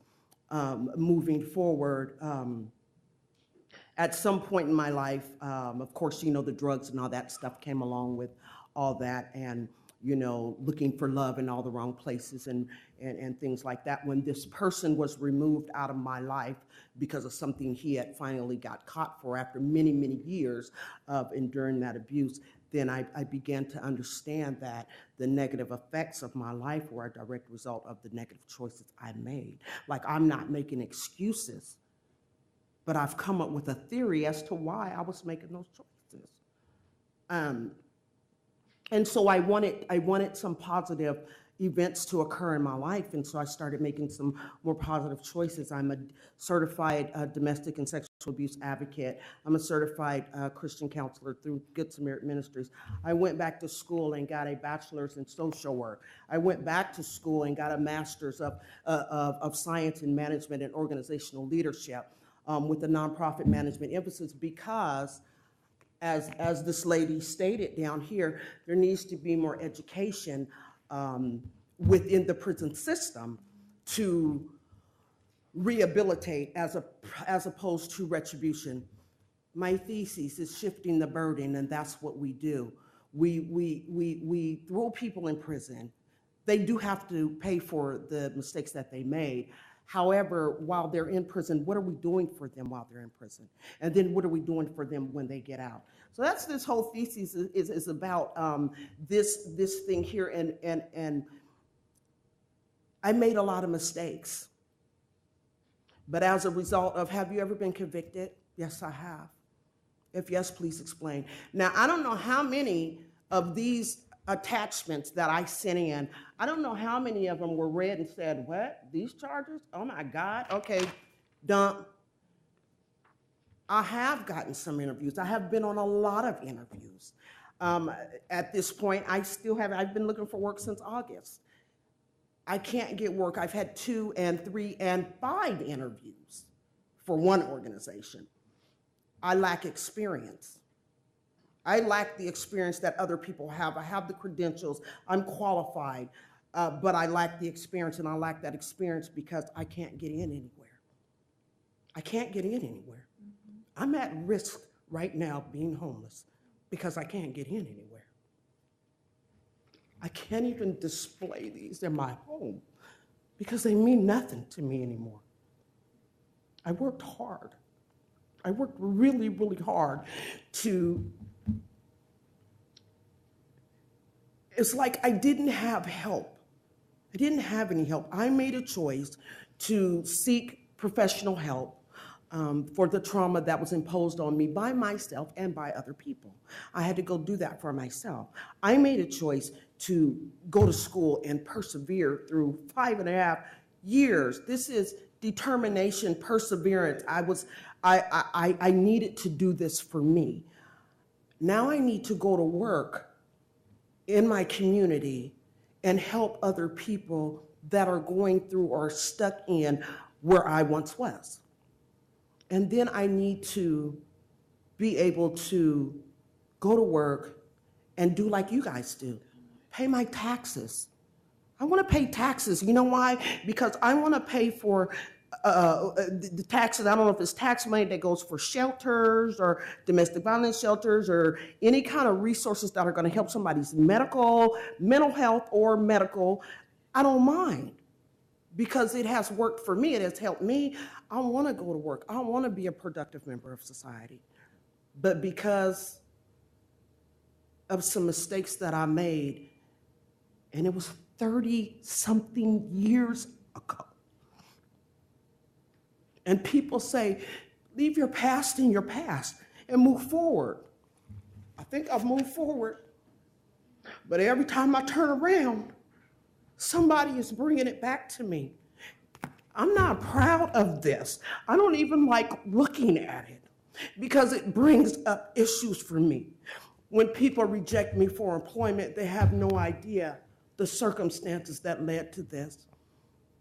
They weren't there when I was getting my face beat in and then told to go get my money. They weren't there when I endured all this. It keeps coming back to haunt me. And at this point, I'm real discouraged. I'm tired. And I see why people recidivate. They have expectations when they get out of prison to go get a job. You have to get employment, but you keep going and you keep going and you keep going and you keep getting rejected. Everybody doesn't have the foundation that I have. Thank God for the foundation that I have that allows me to keep forging ahead. Everybody's not that strong-willed. They give up and they go back to what's familiar to them. So I think that, you know, I do understand the logic in having it there, but then I do think that, and I think somebody said it here, there needs to be more dialogue around how that's gonna really work, because how do you know if somebody has violated the policy that they currently have in place? How do I know that, you know, that like the people didn't already do the background check before they offered me the job? Generally, if the box is not on the application, and we're talking about it, and I know that they're going to do a background check, I initiate the dialogue. I initiate it and say, okay, look, this is how it is. Because I don't want to waste your time, and I don't want you to waste my time and get my hopes up and have me thinking that I have a possible, you know, job, and then knowing that because that list that that lady talked about is going to weed me out.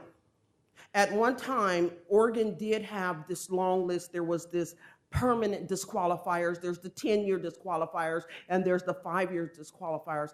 And most of my convictions were in permanent disqualifiers. So that, thank God that that list was shortened. So it's like murder and arson and you know, sex crimes and things like that.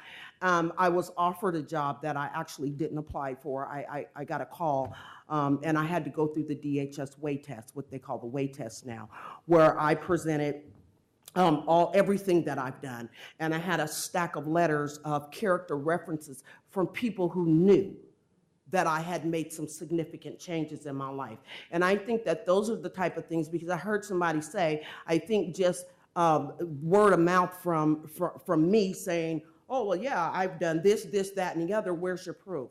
You know, where's your documentation? You know, I think those kind of things should be implemented in there. I think a certain amount of time should be implemented in order to exclude someone. I want to ask you to wrap up, even though we so appreciate you being here. And I think all three of you, with your personal experience, have really informed our understanding of why this is so important. So thank you. Thank you all for being here and for being courageous enough to come forward and tell us your stories and why this matters. Okay. Thank you. Mhm. And we wish you well. And I believe there's an employer who's going to see why you will be such a great asset to their organization. And I hope that happens really soon. Yeah, me too. I believe it too. It's just a matter of when. I don't want to be pushing a shopping cart down the street with this stuff in it looking for work. So, Ms. Hayes, that was really compelling, and I appreciate you sharing your story. When you have brought it up at the interview stage, what has been the response of the employer at that? Well, two things. The one, for this one, they appreciated my transparency. They had the information beforehand. I also left them with my letter of disclosure. Yesterday, I got a call from a potential employer. Well, I had gotten an email, and it was for a legal advocacy specialist for domestic violence, YWCA. And she sent this, she sent me a list of things to do to call for the phone screen, blah, blah, blah, and the background check. So in the background check, there was these convictions that would disqualify me. So I called her and left a message. I let her know, unfortunately, my convictions fall under, you know, your list. She called me back and she says, look, you qualify. You qualify. She said, I want you to consider going ahead with the phone screen.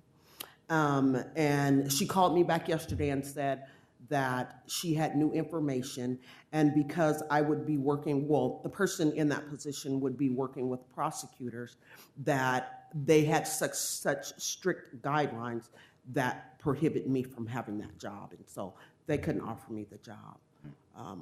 It was pretty devastating, because I'm probably the one that the prosecutors want to work with.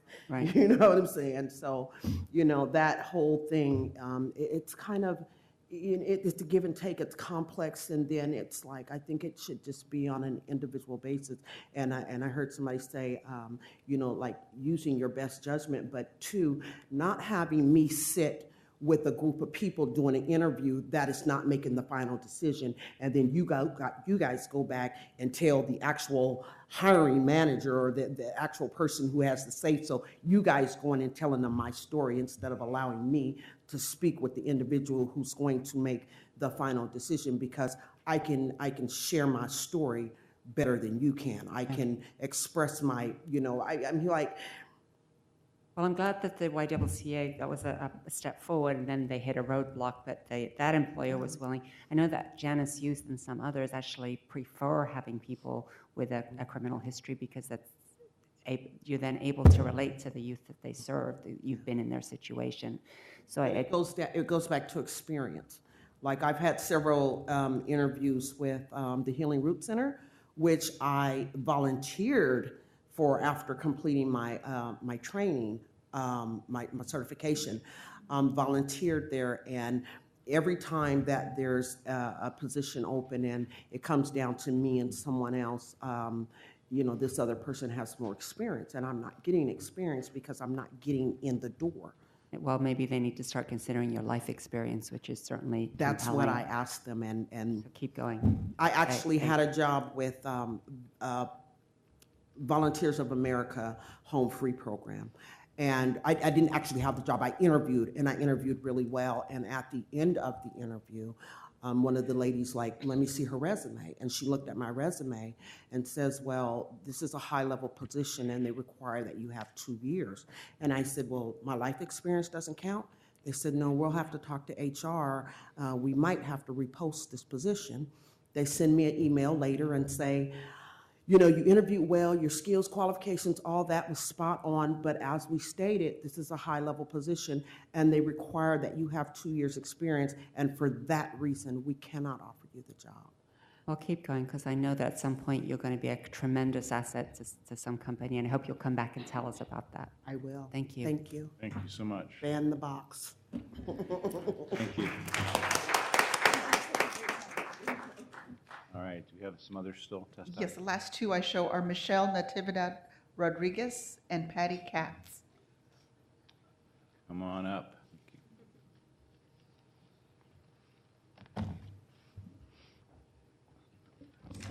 Hi, I'm Michelle Natividad Rodriguez. I'm with the National Employment Law Project, and I'm very pleased to be here today. I actually heard our organization's name mentioned earlier. If you're not familiar with our organization, NELP, it's a national organization, much as the name suggests. We have offices across the country. And I actually came here today in part for this hearing and in part for a hearing in Salem on Ban the Box bill there. And we do actually focus on fair hiring reform. We're one of the leaders in the national movement, and I keep track of all of the jurisdictions across the country, compile data, information, have been consulting with and working with advocates across the country, and have worked now with dozens of jurisdictions on their policies. So I hope to bring those experiences here today. And in fact, some of the themes that have come up and that I've heard today, I have to say, they are the same themes that have come up across the country, and where I think you all have the benefit of is to learn from the experiences from years now of policies in place in other places, and as well as individual jurisdictions are going through the process of implementation and enforcement now. Because this issue around private employer enforcement, this is something that's coming up. It's the next edge of the fair hiring movement. There are now 6 states and about a couple of dozen jurisdictions that have at least something in terms of their policy or law that apply to private employers, whether that's city contractors or the whole scope of private employers. So there's a good amount of experience, and I also worked personally on some of the advocacy in San Francisco, and actually compiling a report on robust enforcement and implementation that I hope I can share with the commissioners and the mayor, and I hope that that will be helpful. And some of the themes that were talked about earlier are some of the pieces that we would recommend.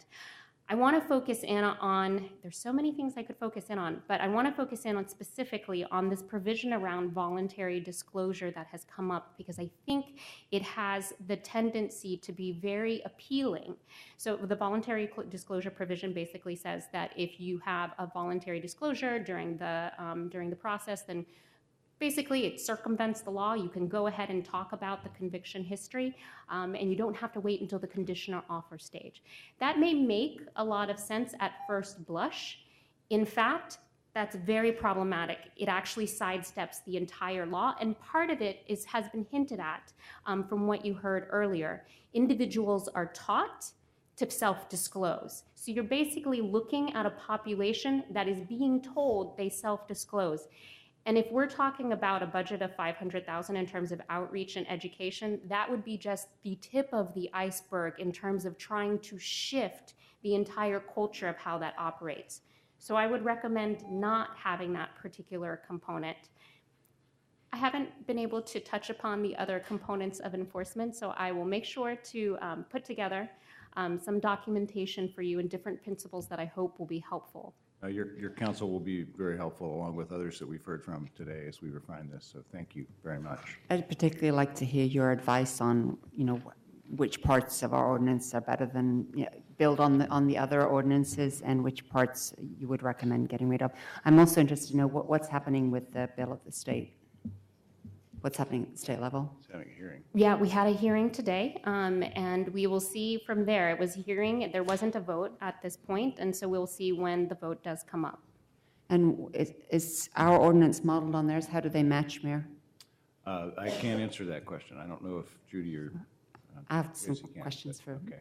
later. Thank you. Thank you very much. Could I just ask a quick question? I'd just like your quick reaction to the arguments you heard made about temporary staffing agencies or other situations where there's quick turnover and there might not normally be such a thing as a conditional offer.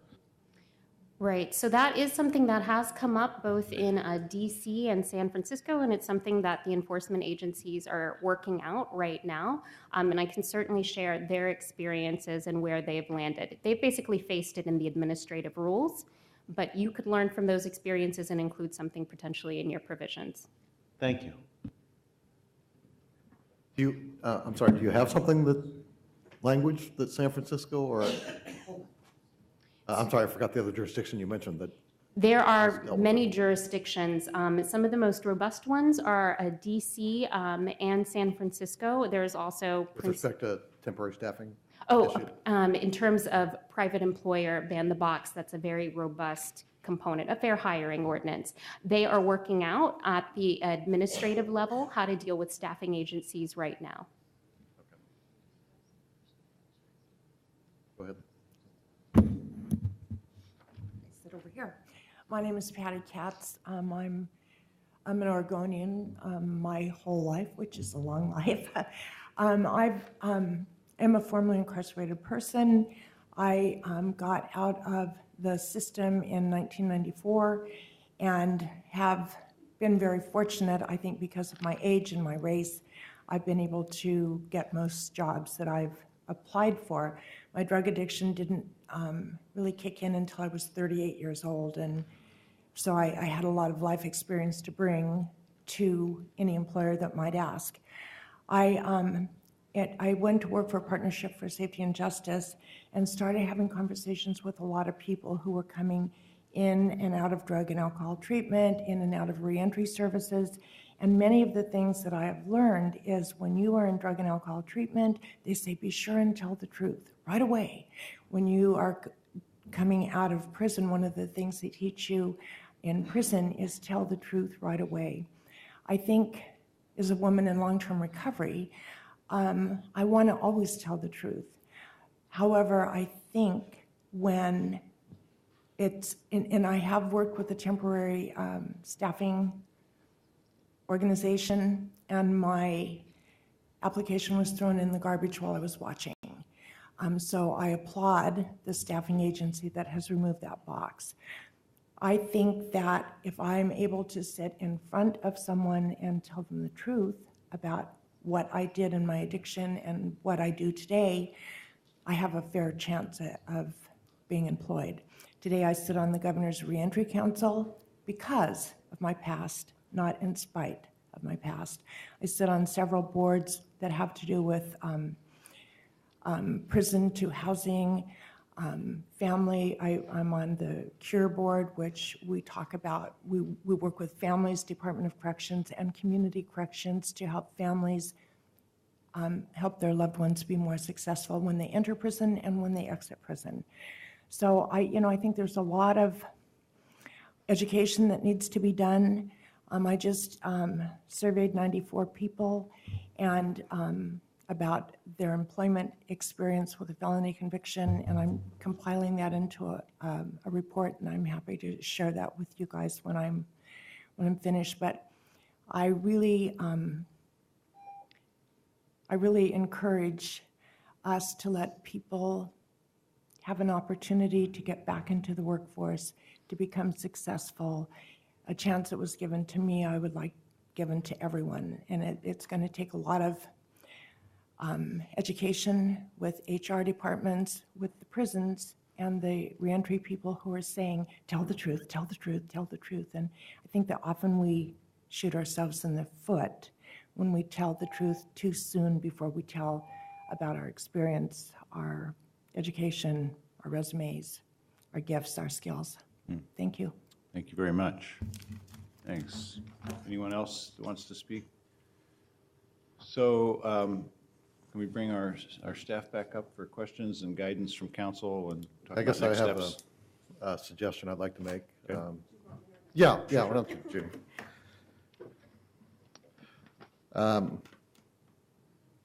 I would like to take the language from finding number 8 in the ordinance and put it into the code, Exhibit A.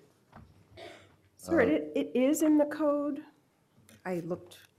I know, we talked about this yesterday. We I was did. looking at the last sentence. The last sentence, it In says. 2310-030C, it's not the exact wording, but it is the concept.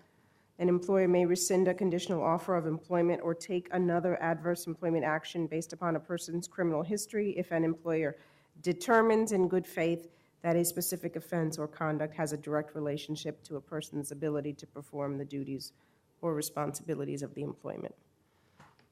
So when you say it's not exactly the same, how is it different? I guess Well, it's just, it's code wording versus policy wording in the ordinance.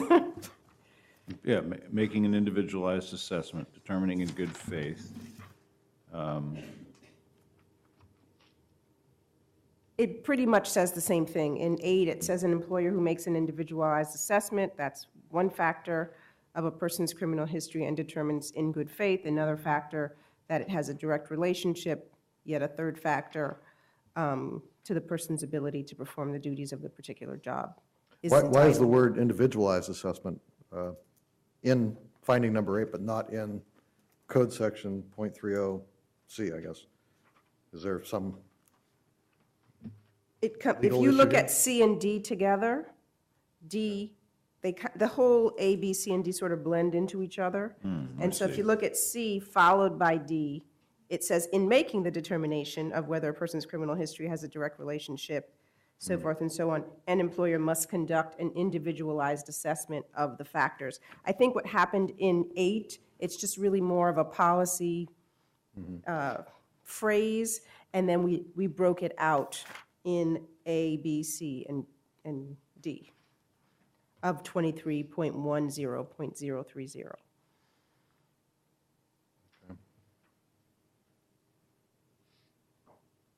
Was that the issue we brought up yesterday with you? I know. Yes. Yeah, that was it. Okay. So other questions, instructions, follow-up recommendations? And first of all, Ms. Prosper, I apologize for getting your name wrong earlier. It's been a long day. It's okay. I didn't even notice. It's been a long day for me, too. Thank you. So I would like a request to amend to say that when you're creating and amending administrative rules, that council offices will also be notified. You and I had talked about that. I'm interested to see that you're assigning the enforcement to the code hearings officer rather than to a new department within the city attorney's office. So that's different from what I had understood, and obviously the code hearings officer is under the auditor. The code hearings officer is what we have in the city currently, who is sort of the neutral arbiter of code, sort of the judge of code violations. What we're proposing is to leave that procedural piece with the code hearings officer, but the case would be brought by a city entity, and it could be the city attorney's office, it could be another office created, but using the same procedural mechanism of the code hearing officer. So Commissioner Fritz, I think I sort of envision this as a two-stage process. One is, as I indicated in my discussion with Commissioner Saltzman earlier, I think over the next year, there will be a number of us at the city looking at and bringing forward recommendations to you about how we could better do code enforcement and civil rights enforcement in the city going forward. The ordinance is set up to reflect what we currently have, which is that the city attorney's office would receive complaints, that enforcement would be done, and that those hearings would be conducted by the code hearings officer. Even if we were to move to additional enforcement authority, that might well be with a beefed up code hearing structure. But so I think it's sort of a two-stage, I see it at least as a two-stage process. One is, how would we implement this using our existing code hearings process? The other is taking a enterprise look at how do we want to do more broadly civil rights enforcement going forward. So the code hearings officer under the auditor charges $1,300 for an appeal. And the auditor is concerned about that and looking to make sure that people with low incomes aren't excluded from the code hearings process. So that needs to be factored into the proposed cost. It does. The way that this is structured, it would be the city attorney or whatever enforcement, whoever ended up with that enforcement responsibility, initially the city attorney, who would be filing those. It wouldn't be the individual person. The individual person would be bringing in a complaint to. But the code hearings office will not accept your code complaint unless you accompany it with a $1,300 And check. I realize there's a lot going on around that, and there's current proposals, so we have not yet addressed that. I know that there is a request by the auditor to have that There is, and in changed. my opinion, it's mess. I mean, when we talked about enforcement for, I forget if it was demolitions or Airbnb, it was demolitions. We were thinking if only 20% of the demolition permits got appealed, that would be $97,000 a year. So adding in another city bureau may greatly increase the costs, and I'm just flagging that for you, Mayor. And I'm also thinking that it maybe increases the complexity because our current, as you know, our current civil rights laws are enforced by BOLI. I did get the numbers from my chief of staff. We got a pittance for sick leave enforcement compared with what is being proposed here. We got $37,000 for BOLI, the contract with BOLI, and $31,500 for education and outreach, including a citywide mailing. So I'm really concerned about what does this program look like? What are we actually creating? What are we proposing to create here? And to that end, in terms of next steps, I want to suggest one that we have had a long day, so I want to try to move to next steps. And one of those is I want to ask council offices to each supply a staff person for the working group, assuming folks are willing to send a member of each of our staffs to the table, along with some of the folks that we've heard from today. And then also maybe at least have a notion about how long we want to wait for that process to do its work and refine the proposal and come back for council action. I would think that's somewhere between a month and 2 months, but you want to take people's temperature about that. Are you talking about convening a work group now before we act on the ordinance? Yes. Or- Oh. okay. Yes, I do. I would like to do that. Because I know that the question of BOLI versus city attorney is something that Commissioner Fish was really interested in. He had another particular concern that I don't at this hour remember, but I'm sure he'll want to be involved. So my sense is, again, there's some of these issues that can wait for administrative rules, but there's others that can't. Right. And in the effort to measure twice and cut once, it seems to me that if we bring the ordinance back in, say, 30 days or thereabouts, there's enough, there's a discrete enough number of issues here, particularly timing. A lot of them are timing issues. Yeah. That we ought to be able to figure that out in fairly short order. Thank you. And again, if we have staff people plus folks from the community that have showed up and brought a lot to the table, and national organizations as well, I think we've got people of goodwill with willingness to roll up their sleeves.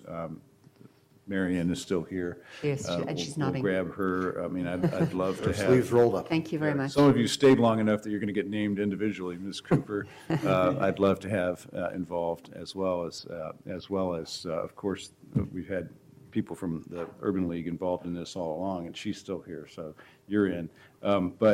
She's out pretty Simone, soon. yeah, that's right. While we still got her, and Simone Brooks, I think, would be useful because of the staffing company model as opposed to the standard employer We had somebody model. on the sick leave. So, there's a constellation of folks that we might recruit out of this room and who've otherwise been involved in the issue to work with our staff members. Josh Alpert, obviously, on my staff, has been involved in this from the beginning. But if we could set a date, maybe 30 days from now, and see if that work has been completed, and then we'll know what remains to be done in administrative rules. And then there is the budgetary question of what do we have to spend to make this work? And again, a plug number for now, but a more refined one later. I think that's a splendid suggestion. I think on sick time, we didn't actually set a date for the next hearing. We may have done. We had the general understanding it was going to be about 30 days, and then once we saw when we were done. So we can continue the item without setting a date. I think so, right? I think that's right. All right, let's do that. But Otherwise with an understanding that this isn't a 6-month project, it's a 6-week project. So if I might just put one more item on the table, and again, thinking to my experience employing folks, I agree that that face-to-face discussion of where there's a gap or where there's an issue can help explain to my satisfaction that this is indeed a great candidate that I want to offer the job to. I think if I was to go through that whole process and then do the background check and find a something, I would want to have that candidate come back in again and say, and have that conversation. So I'm wondering about the timeline to allow that to happen, that even under I could say, just say no. Even if I could just say no under the ordinance, I probably want to come back and say, gosh, I still think you are so great. Now I see that this has come up. You know, what's the story on that? So I'd like you to consider setting that in the timeline. And the other thing is where you've narrowed it down to a small number of candidates. And I'm thinking of city employment in particular, Mayor, where things we do are public record.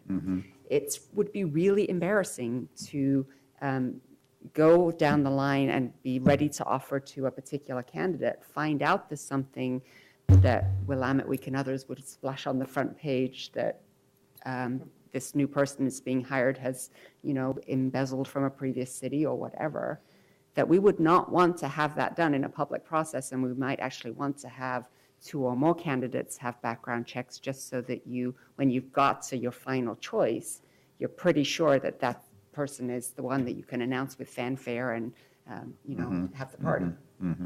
So that's a question to be puzzled with as to whether it's not that, and it's kind of the opposite of the staffing company condition. They don't have a conditional offer, but in some cases we or other employers for high-profile jobs might want to make those decisions informed about the entire background of all 3. And in some cases, so with Ms. Hayes' testimony, I think that it would make it even more compelling that the life experience had overcome any other background experience or lack of resume completeness that you might have been worried about. So just consider that as part of the process, please. Good suggestions. Steve, some guidance? I just wanted to say, let the record reflect that the commissioner in no way suggested that the Portland Mercury would ever go out of its way to embarrass the city by splashing anything on the front page. Okay, other instructions before, so I'm going to close the hearing and continue this item. No date named yet, but again, ask each council office to provide a staff person who's willing to work on the details of the issue with Mr. Alpert and Ms. Purcell and others around this room that we're going to recruit for that work, and make sure that we've got what I think is a broadly shared goal expressed the right way in an ordinance that will actually make a difference. I'm interested in refinement. I'm not interested in an ordinance that will be for show and not have results. I think that interest is shared here. So with that as a bit of a backstop to further discussions, I'm very interested in making it work, very interested in making it workable for employers, but also very interested in making it real and having it have the effect of a different outcome for people that are now coming out of the criminal justice system and seeing closed door after closed door after closed door, as we've heard so persuasively again today. So I want to thank you all. This is a very important piece of work. Judy, thank you for your good work on this important Portland thing that we tend to do here, which is to set the bar on civil rights and human rights in ways that maybe others later follow. It would be a splendid misery if the legislature got there first and fixed this for us, because that doesn't happen very often. But the fact that both the state and the city are discussing this and trying to move forward is a good thing about Oregon as well as a good thing about Portland. So I'm happy that we have a problem that we're both rushing towards a good thing at the same time. But we won't rush. We'll do it right. Thank you all very much, and we're adjourned.